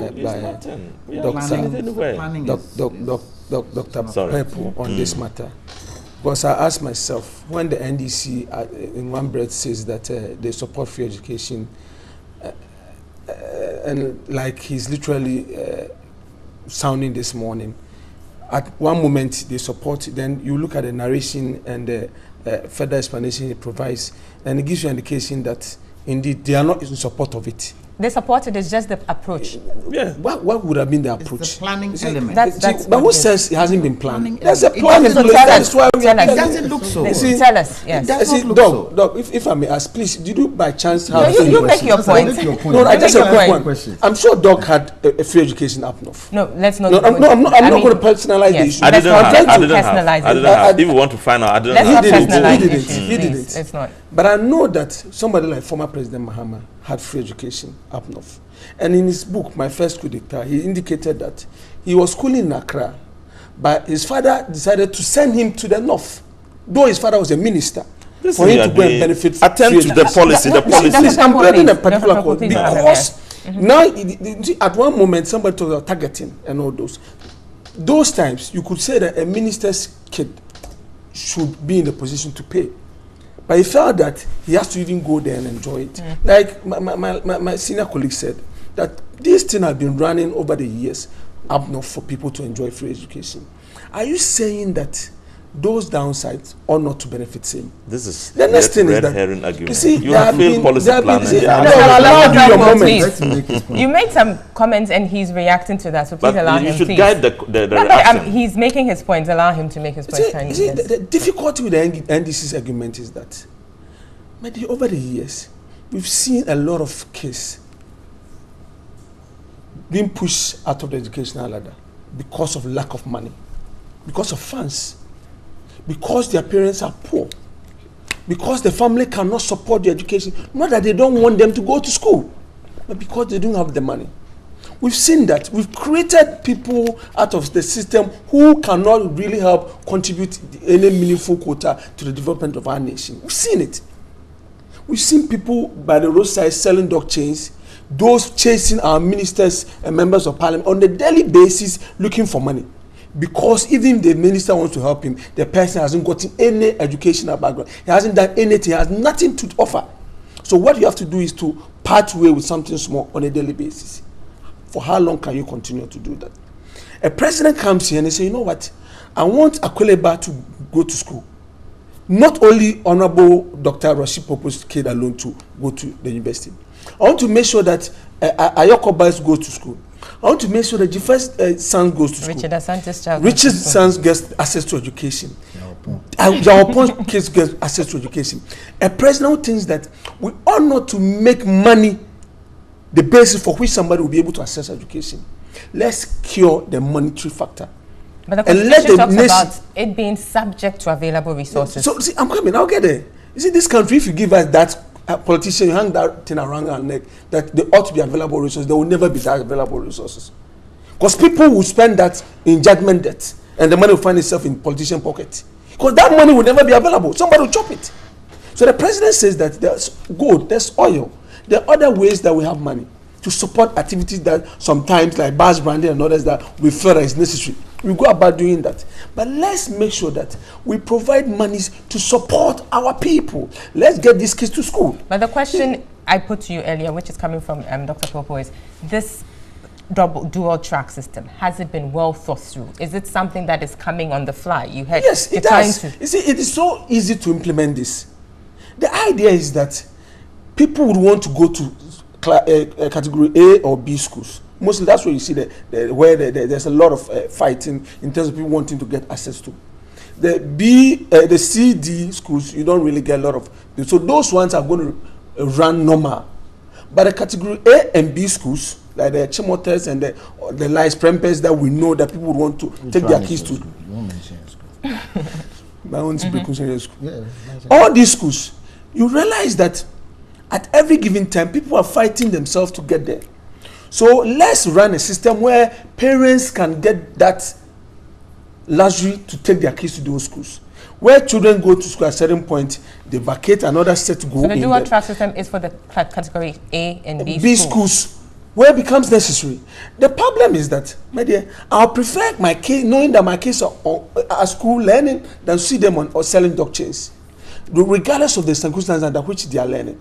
You see, you remember there was these scholarship schemes in place. Cocoa scholarship. You say regardless under the circumstances they are learning? What do you mean by that? Of course. Yes. To see the child selling dog chains, if the child is sitting under the sun or under a tree and learning, I'll prefer that to see than to see my kids selling dog chains on the street. But no politician or these people who are talking against this policy would allow their kids to go and sell dog chains or to be begging for alms. They will not allow that. Quick one before we wrap up on this conversation. Now, people have raised concerns about potential standards or quality being, compromised, and it's in reference to, for instance, teaching days being likely to reduce from 180 to 162. We are trying to understand. So let us get that. In academia, what is of importance is the contact hours. In this new system, there will be more contact hours. Secondly, there wouldn't be congestion. Because even in the normal system that we're running, you have a situation where about 50 cases or 60 cases in a classroom. It makes learning difficult. So you're saying the contact hours will be increased. Currently, it's from 8 to 2? 8 to 2. What is the new? Now you're looking at either 7:30 to 3:30 or 8 o'clock to 4. So there'll be more contact hours. So when you look at it, overall, you realize that the kids are getting better. It's not like the same sort of teachers are going to teach them. This is equally going to create another opportunity for the government to employ more people. So people will be getting jobs as a result of this. Because there are teachers who have completed KNUST and other educational institutions and UCC, and they've been moving all over the place looking for jobs because they cannot get access through. Because there hasn't been financial clearance. This will offer them that. But I was making an example of this scholarship scheme like cocoa scholarship. We know cocoa farmers have been helpful to this country over the years. They support us with all the things that they have, but they get meager sort of resources, money from whatever they do. Now there was this cocoa scholarship in place. I remember my first year Legon. There was a student who came in with, and he was telling me about the fact that he went through secondary school with cocoa scholarship. I thought that I'm from Brungafo, so if somebody comes to tell you that story, obviously the person will be either somebody who have lived in your region or Western region or other regions. So I was going to talk about cocoa matters with him, and the person knew next to nothing about cocoa. So I asked, is your father a cocoa farmer and you are living in Accra? So no, my father is a military officer. Was your mother a cocoa farmer? So no, my mother is a civil servant. But I asked myself, these resources or these opportunities was open to only cocoa farmers and their case. So how come you sit here and you're enjoying it, or you enjoyed it at secondary school? So at the end of the day, if this targeting system is implemented, I tell you, the same people that we are saying are people who ought to be in the position to pay, they will be the one enjoying, and the poor cocoa farmers kid, the cocoa sellers, the taxi driver kid, the carrier kid, they will not have access to this. Yeah. The president says that I'm making sure that every child goes to school. But look at the numbers. The first year, we have over 90,000 people getting access through. If there hadn't been this policy, these people wouldn't have gone to school. Very well. This time around, we are looking at over 182,000 people. So those who are saying that we should prolong or we should postpone the implementation of the policy now, are they ready to accept that every year we are going to see in excess of 180,000? Remember, the number will continue to increase. These people sitting there in the house doing nothing, not having any future. Very well. Is what we are looking for? The conversation on this will definitely go on and on. We need to move on. But yes, just a minute to do that, please, and then we go quickly to the Ameri deal. Carry on. Okay, right. Honorable referred to Article 25 of the Constitution. I think that if you don't read the entire Article 25, especially the controlling part, you'll be putting some unnecessary, with all due respect, interpretation on it, and Constitution must be interpreted liberally and purposively.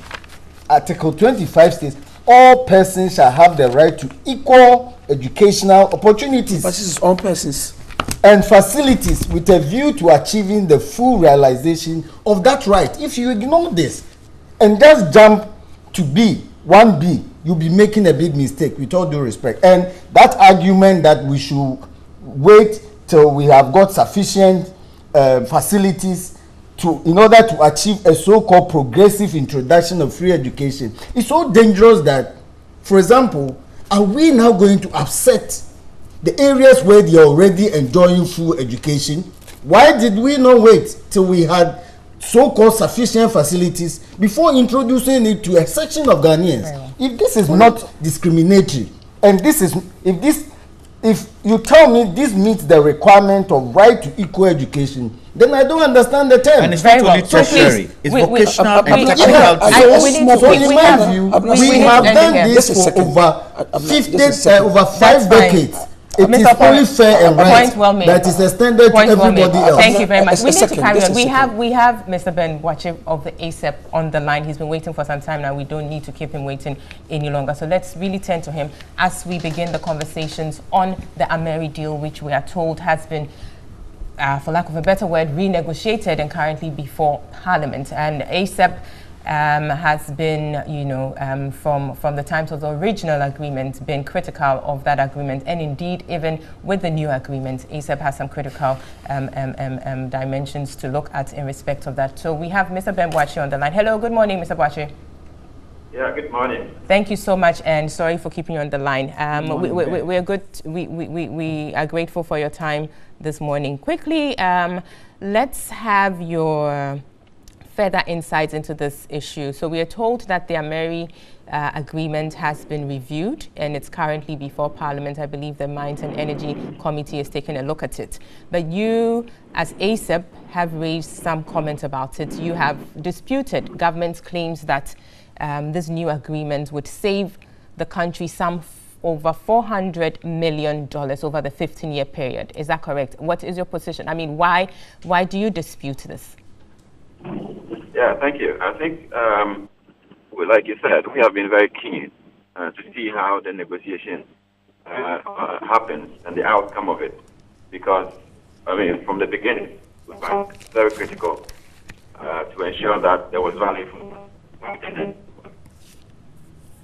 current government understood that the contract was overpriced and therefore needed to be Hello, Mr. Washe. Hello. Hello. Yes, we are getting some breaks in transmission. If you could kindly reposition yourself so we get a clearer transmission. Yes. Hello. I think the network is rather yes, I think it's better now. Carry on, please. Well, yeah. So I was saying that, I mean, we have been keen to see the outcome of the renegotiation because we have been part of the process from the beginning. But what we have seen, the document that was presented to Parliament, was not encouraging, to say the least, because you have a contract that was going to cost us $510 million over a 5-year period. And already 2.5 years have been executed, which means that we have to pay the 255 corresponding amount, for that executed period. Right. So essentially what we are renegotiating or innovating, assigning to a different company is 2.5 years that is left. $255 million that is outstanding. So, I mean, it shouldn't be, if you want to really negotiate, it shouldn't be more than what the value is. Or ideally, it should be less than the 255 because you are seeking to save the public some money. But what we are saying is that we are agreeing to pay a new company $75 million for 15 years, giving us a total of about $1.125 billion cash flow. Even if you discount that, it's more than $500 million dollars. So that is way in excess of what is outstanding, the outstanding commitment under the Ameri agreement. So worst case, we should even, finish paying the 5 years or engage Ameri, to cut down some of the costs to save the public. But that is not what we are seeing with this renegotiated deal. And I mean, government says we have saved $400 million. We don't see that in this renegotiated agreement because the tariff that they say is 14.5 cents from the original agreement, expires or terminates by 2020, which is the next 2.5 years. And when that terminates, 40 cents reduces to 10.4 cents according to that agreement. So you cannot take your new 11.7 cents and for 15 years and compare it to the Ameri deal. Right. So that is essentially what they did. They took the 11.7 cents that they think have renegotiated now and struck the difference between that and 14.5 cents over a 15-year period, which is just not the case because 14.5 will terminate in the next 2 years and would have owned the plant, for which reason the tariff would have come down to 10.4. And even if you do the analysis of the gap, the loss that would occasion because we are extending for 15 years, that is about almost $370 million in cash flow. So it's not a savings, but rather a cost to the country. And that's why we think that we need to take steps to reverse this renegotiated agreement. Very well. So under the old arrangement, essentially at the end of 2020 or whenever the relevant time was in 2020, the facility would have become the property of Ghana, correct? Absolutely. Because it will become the property of Ghana in 2.5 years. Right. And so what we need to pay currently is our outstanding debt. Because as of now, we owe Ameri almost about $91 million. Which we would have to pay anyway. And as part of the arrangement, we are saying that the new company should pay $52 million on behalf of Ghana, and the remainder of, I think, about $47.5 million, that one Ghana will pay.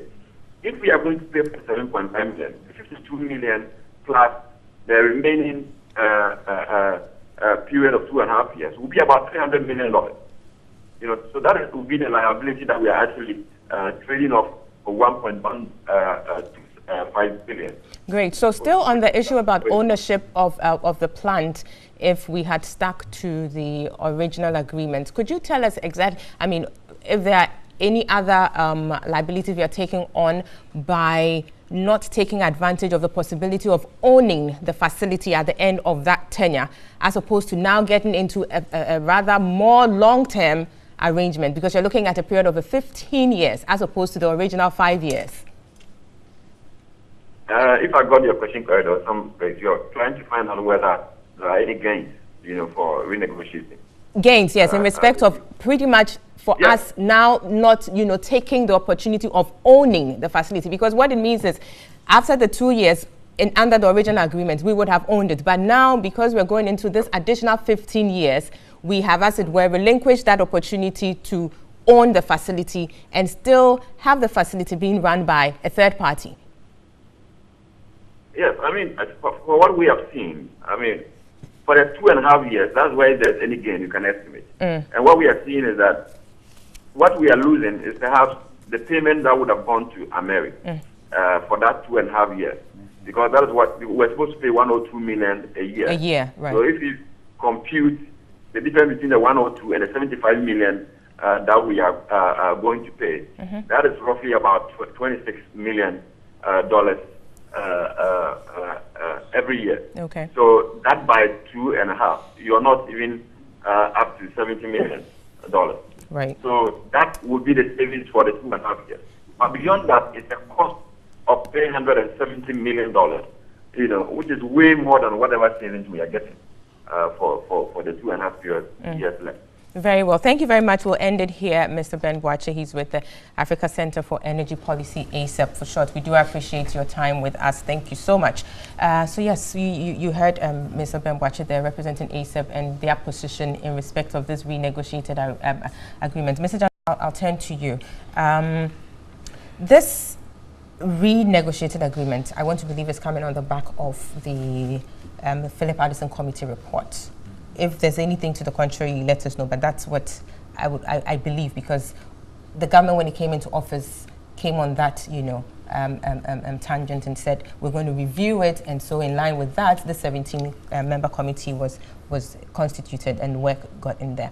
Now, the committee, among others, recommended that the agreement should be negotiated. And I'm pulling from page 16 of that report and reading there, just to put the conversation in context, that it says, based on these observations, because they had made some observations, the committee recommends that Ameri Energy should be invited back to the negotiation table to address and remedy the issues enumerated in this report, and for Government of Ghana to aim to claw back a substantial portion of the over $150 million commission. In the event that Ameri Energy refuses to come to the negotiation table, Government of Ghana should repudiate the agreement on the grounds of fraud. Now, I'm seeing two things here. It's either you bring, Ameri comes back to the negotiation table, we renegotiate this agreement, or we repudiate the agreement on the grounds of fraud. We haven't seen a repudiation of that yet. So again, the issue about fraud being, substantiated or not is there yet to be dealt into or dealt with. But the renegotiation with Ameri, we do know that there's a new company, it's a Mytilenius International Trading Company in there. My concern or my question to start us off this conversation is, how did this company even get in? At whose instance was that? Was it at the government's instance or Ameri, for instance? Abna, I don't know. Maybe Richard would be the best person to tell us, because his party is in power. But I don't know how that company got in. But let me tell you, it's one and the same. Medca and, how do you pronounce that one? Mytilenius. Mytilenius are one and the same. They were the EPC contractors to Ameri, and it's owned by one person. So the government telling us that a new company is coming. It's not a new company. You go to the basis, it's the same individual and it is the same company. What I don't understand is that if we have 2 years to go, can we not tighten our belts and pay whatever balance there is, and then own the whole thing, and then from there we can do what we want to do with it? And I wholly agree with ACEP's position. Wholly agree with it. What is the rush? Why do we now have a 15-year duration? And I hope that explanations will be given. Parliament has kind of halted the questioning of the minister, asked for further and better particulars more information. I hope it will clarify it, because I really don't understand why we should now extend and pay more money going forward. The key to all this is that consumers would pay lesser tariffs. That's the key. That is where we want to get to. But if this situation is not going to allow, in the long term, consumers to pay lesser tariffs, and probably by the time we start paying the higher tariffs because of what we've done now, the MPP will not be in power, another party will be in power, it does not bode well for the consumers of electricity. Right. We were told when the NDC brought this in, and even when they brought it in, what did they tell us? It's an emergency power badge. Emergency. How come it's turned into long term? How come it has turned into long term? I would have thought, it being emergency, we'll try as much as possible to put other infrastructure in place. Look, at the present moment, the president has been touting renewable energy all round. The challenge with renewable energy today is the tariff. Is the tariff for solar and for wind. It's the tariff, because they're telling us that we have excess power today. At what tariff should we put renewable energy? And with renewable energy, government is looking at between 8 and 10 cents a kilowatt. The best price for renewable energy is 10 cents. They are saying that, oh, there are some companies coming in giving us 8 cents. Right. I'm in renewable energy. I've done the figures. It does not work out for particular types of renewable energy like wind. So for me, there has to be some range in which renewable energy tariffs can work through. Yes, I do agree. The moment renewable energy tariffs goes above conventional tariffs like what do you call it, fossil fuels, then it does not become profitable. Sure. And so where we can get maximum use from in terms of electricity generation, it's renewable. Let's make sure that we've got the tariffs right. Now let's go back and examine the long term or the emergency term of these badges we have. Mary, I'm not quite sure which one is the gas one. Whether it's Mary. Gas. Okay, Mary is the gas one. Gas prices, where are they today? Let's look at those prices. Let's see how best with this, because it looks as if whatever the case is, government would pass it. Right now, that's the way I see things. Government will pass it. Let's look at ways that we are not going to make sure that the tariffs are going to go higher for Ghanaians to pay more. If it's on the... But if the cost of producing it with, gas is going to be high, then definitely it would translate Well, the gas is ours, isn't it? Yes. The gas is ours. That is why some of us are saying that let's accelerate and let's make sure we do the right thing where onshore is concerned. Let's accelerate onshore. And with the onshore production of gas and oil, we don't export. It stays here, helps our refineries, and the gas goes to Etwabo. So we can get maximum gas to do some of these things. Right. But the right planning should be put in place so that we don't get, and I don't understand why the MPP has come in and they want to change this deal to a 15-year deal. Yes. It doesn't make sense to me. Let me turn to Richard now for that explanation. I mean, under the original 5-year agreement, at the end of 2020, we would have owned the facility, and I'm sure that is the ultimate thing, to own it and then run it. You know, there it's cheaper. Now, it's been renegotiated to cover a period of 15 years. And then the question that comes in is, yes, like Mr. Janto said, if Mary was brought in as an emergency situation or to solve an emergency issue that we had, why do we now extend it to over 10 years, now 15 years? That can be described as emergency. I mean, you're looking at a long-term thing.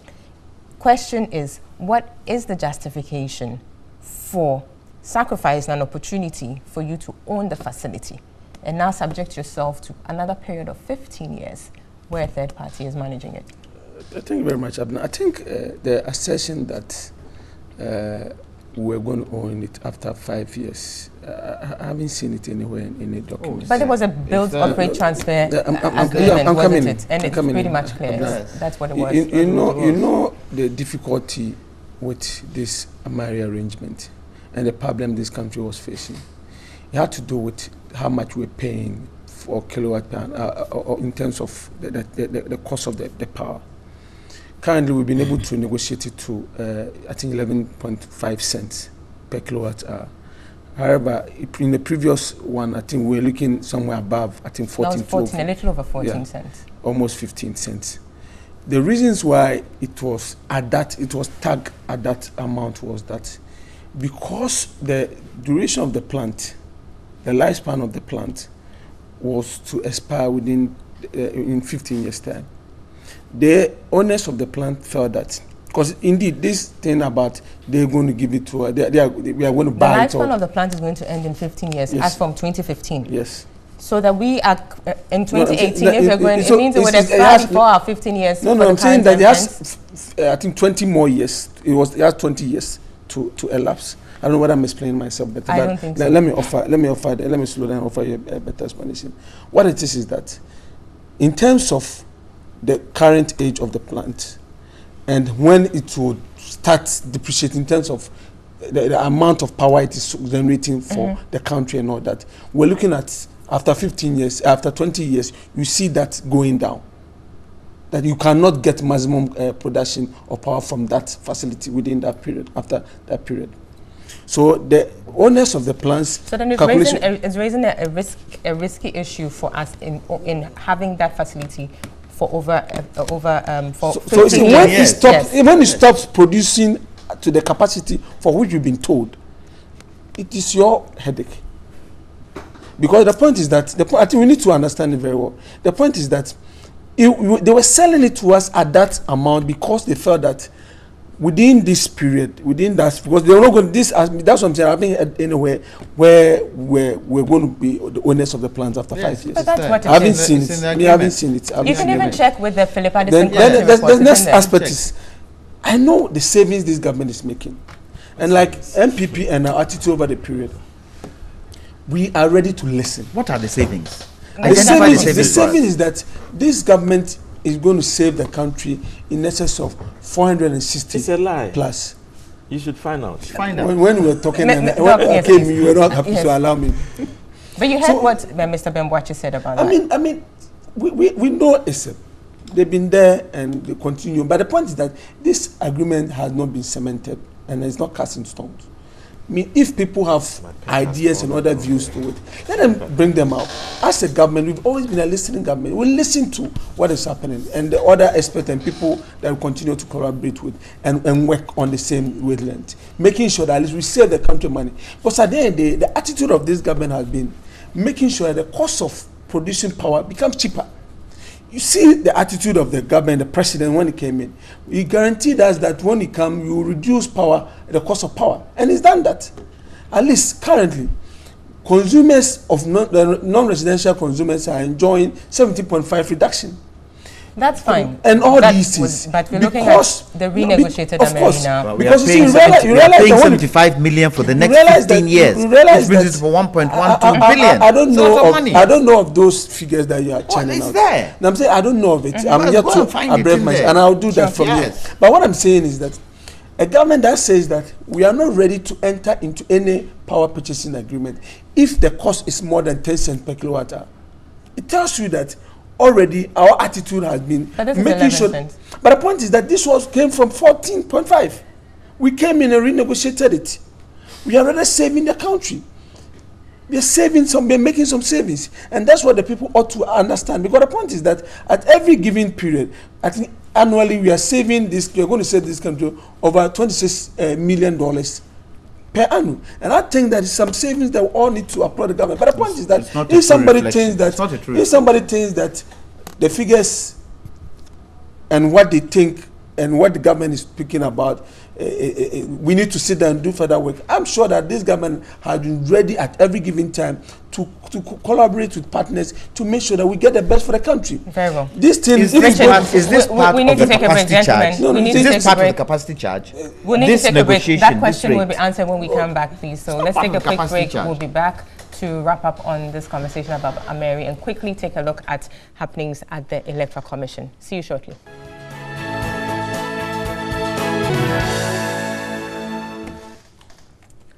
Welcome back. This is still New Day, Saturday edition, and we're looking now at the renegotiated Ameri deal, which is currently before Parliament for approval. A number of issues that have come up regarding what government claims to be savings. The minority in Parliament and some civil society organizations, including ASEP, have disputed that indeed the savings being claimed would be made are not necessarily the case in view of other issues that need to be considered. I will move to Dr. Pelpo now for his reaction to this story, and then also to Mr. Opon for his comments as well, and then we move on to the EC story. So, Dr. Pelpo. Yeah, thank you so much. It's important to have a brief reflection of what happened. NDC contracted Amari, and the total amount of money that was to be paid over 5 years was $510 million. And when the MPP came, they thought that this was bad agreement, so they thought that it was necessary to review it. Now, upon reviewing it, they set up a committee, the Addison Committee, which was then to do the review. The first surprise we got was that this committee, which was supposed to review what Amari has done with government, was sponsored by Amari to go to Dubai, was housed by they accommodated them in Dubai, they fed them in Dubai, and fed them back here.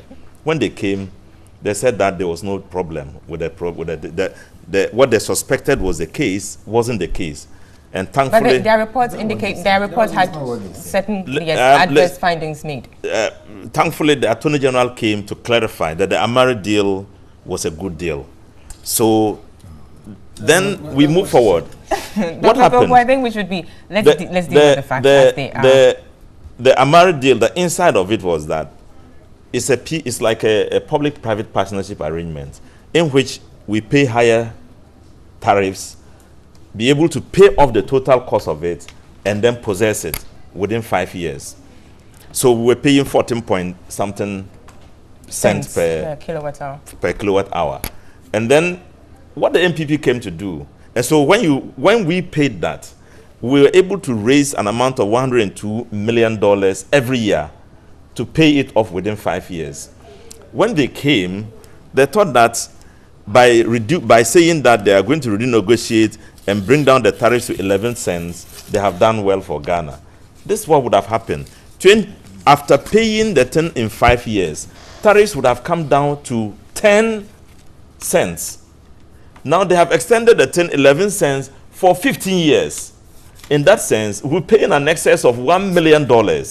Or $1 billion. You know, $1.2 billion will be paid in excess of what we would have paid. Why would you impose such a pain in the Ghanaian? You have 510 million, just pay it, suffer, pay it, raise a tariff of 14-point-something, pay it within 5 years, own it, and reduce the tariffs to 10 cents. You said, no, let's renegotiate it and pay higher tariffs. Even after 5 years, we'll be paying 11 tariffs for 15 years. And in excess, pay for the amount for the same facility at 1.2 billion. I mean, it's unacceptable. There's no much sense in this. So we think that we have run the Amari deal into more controversy. We have created more problems. We are paying more, and that too should be investigated. I salute Mr. Ben Boachi and his team for the good work they are doing, and I'll encourage them to do more. You know, because the Ghanaian public deserve better than what we are offered now. Very well. It's quite refreshing to see the NDC praise ASEP now, because we do know that back in the day there were some issues, but that's fine. I mean, that's how our politics go. Quickly, Mr. Yopon. Well, first off, I think the good thing is that there's no agreement. Yes. It is just a proposal to Parliament.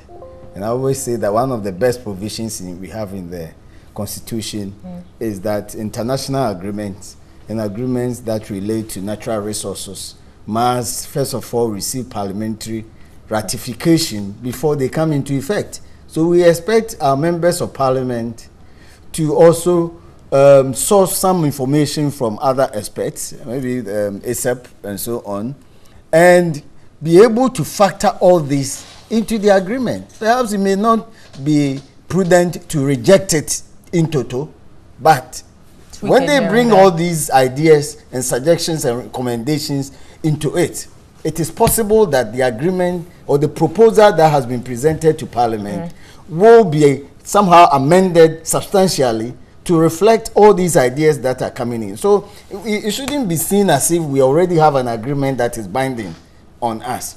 The second but thing, do you think anything would change in Parliament, given that, I mean, like... I always want to give Parliament the benefit of the doubt that they have... the minority would always have their say, majority will have their way. They are made up of independent-minded individuals who have been voted for to represent their individual constituencies in terms of achieving the best interest for them. But does it happen? Well, I'm not talking about does it happen. I'm talking about my understanding of the law, what ought to be. But it doesn't be. Well, but then there have been instances where they've been able to vote this way or that way. Let's be optimistic. Let's give that to them. Now, in conclusion, I think that the calculation, for example, that Mr. Bembuachi gave, I didn't see it been highlighting the benefit of the 3%, the 11 to 14, the difference, the 14 to 11. If we invest this 3% over 2 years,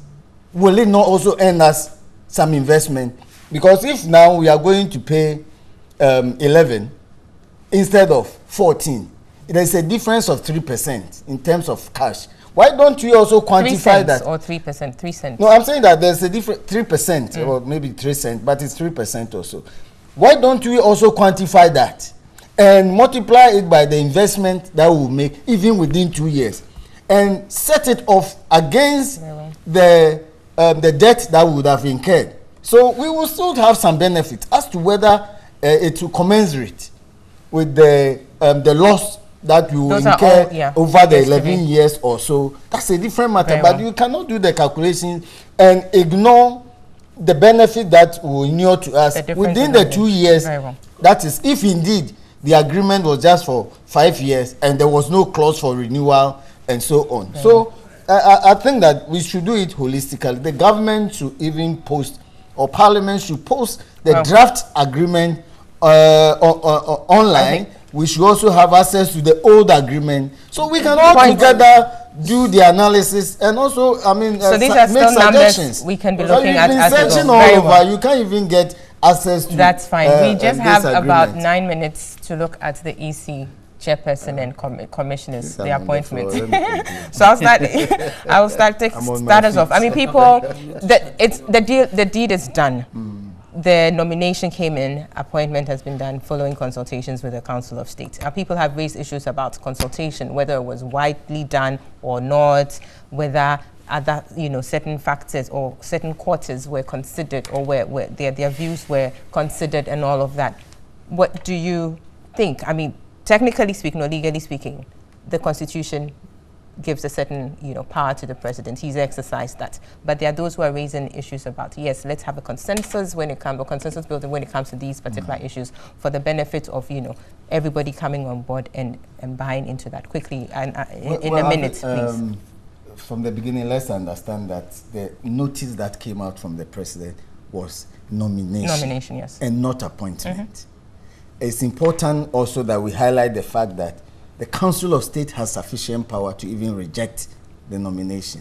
So the law is clear under that when it comes to the appointment of the chairman of the Electoral Commission and Article 70, chairman of the Electoral Commission and the deputies, the president shall act on the advice of the Council of State. But yeah, there's a convention there. No.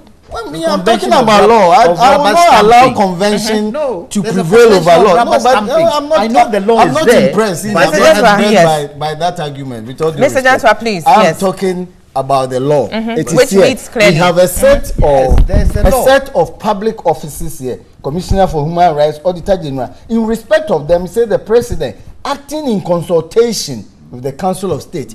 When it comes to the Electoral Commission and Article 70, Clause 2, the president shall acting on the advice of the Council of State. There is a difference, a world of difference between in consultation and acting on the advice. When it comes to acting on the advice, it is the Council of State's advice that the president or will eventually prevail. Now, the Council of State is made up of one representation or representative from each of the regions.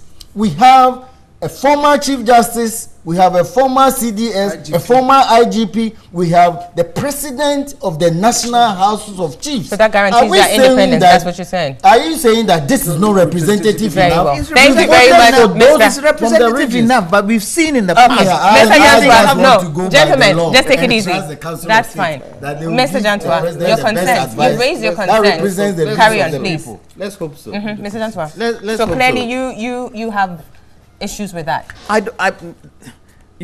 What my learned friend is indicating, yes, by law, automatic, that should happen. Yes, it should happen.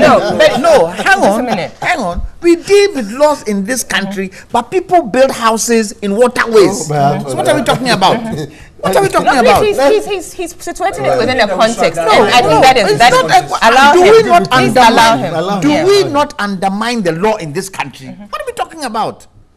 What are you talking about? Let's be serious here. Let's try the council. Do we not undermine laws in this country where motorcyclists get to a traffic light, is the policeman standing there and they pass? Is there not law? What is your point? My point is that, so far as I'm concerned, looking at the past Council of States we've had, they've always rubber stamped whatever the president has given them. Well, let's see.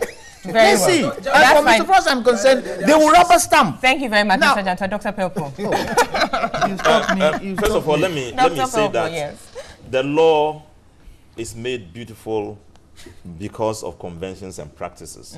So if you sidestep them, gentlemen, if you sidestep them, on the left side, please, if you sidestep them, you will have an ass, not a law. But essentially, what it is that we, from the NDC, feel that the president should have done the honorable thing by wider consultation before his appointment. Because before the nomination. The nomination is appointment when it is ratified by Parliament. So it's just an appointment waiting for the consent of Parliament. So there's a nomination, right? Yeah, the nomination. So the challenge is that, look, this is a lady who has done so well in her life, who has shown a lot of distinction. After the Council of State, please allow. But there's no vetting for this one, Dr. Pilpo, carry on. You don't have to. But people have issues. Those issues should have been trashed if there was some consultation, because everything about her being NDC, MPP, or she's that is because of perception. Not her. You see, because of perception. So if you subject it to some consultation and people raise the issue, oh, we see that this lady is this, you can answer them, and then you can settle people, and we can be on the same page, because election matters are very critical matters. By the way, lawyer has just shown that he's shown some colors a lot. I don't think. In the NDC time, he used to be very objective. I used to admire him, but now he has shown so many colors. I don't think that is. I used to admire his argument. I don't think that is. I do wear black. I don't think that is. I'll go and wear any other color. Please. Let me have Richard. You said I'm changing my colors. Gentlemen, please. Let's have some order. Yes, Richard, please. I think the NDC. Oh, you were very objective. The NDC ought to be fair to the facts. I mean, I think no matter what is done in this country, NDC, for instance, will have issues with it. You will not have everybody agreeing to the appointment of anybody, even if you appoint an angel as the EC boss. Remember that there have been 3 individuals who were removed from the Chief Justice's Committee's report, and the President acting on that.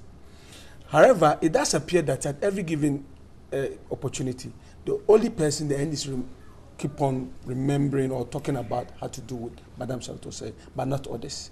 Those points ought to be made first. The next point is that, remember we had Mr. Amidu, who happens to be a member of the NDC, and also even a former vice presidential candidate of the NDC. When he was appointed as Martin Amidu, add that he was also the biggest critic. When he was appointed to, including he goes to church, when he was appointed as a special prosecutor, the NDC had difficulties with that. So for me, regardless of the person who is appointed, they will have issues. Consultation, what does the consultation entail? The Constitution specifies that it ought to be Council of States that would advise the President. They've done the same.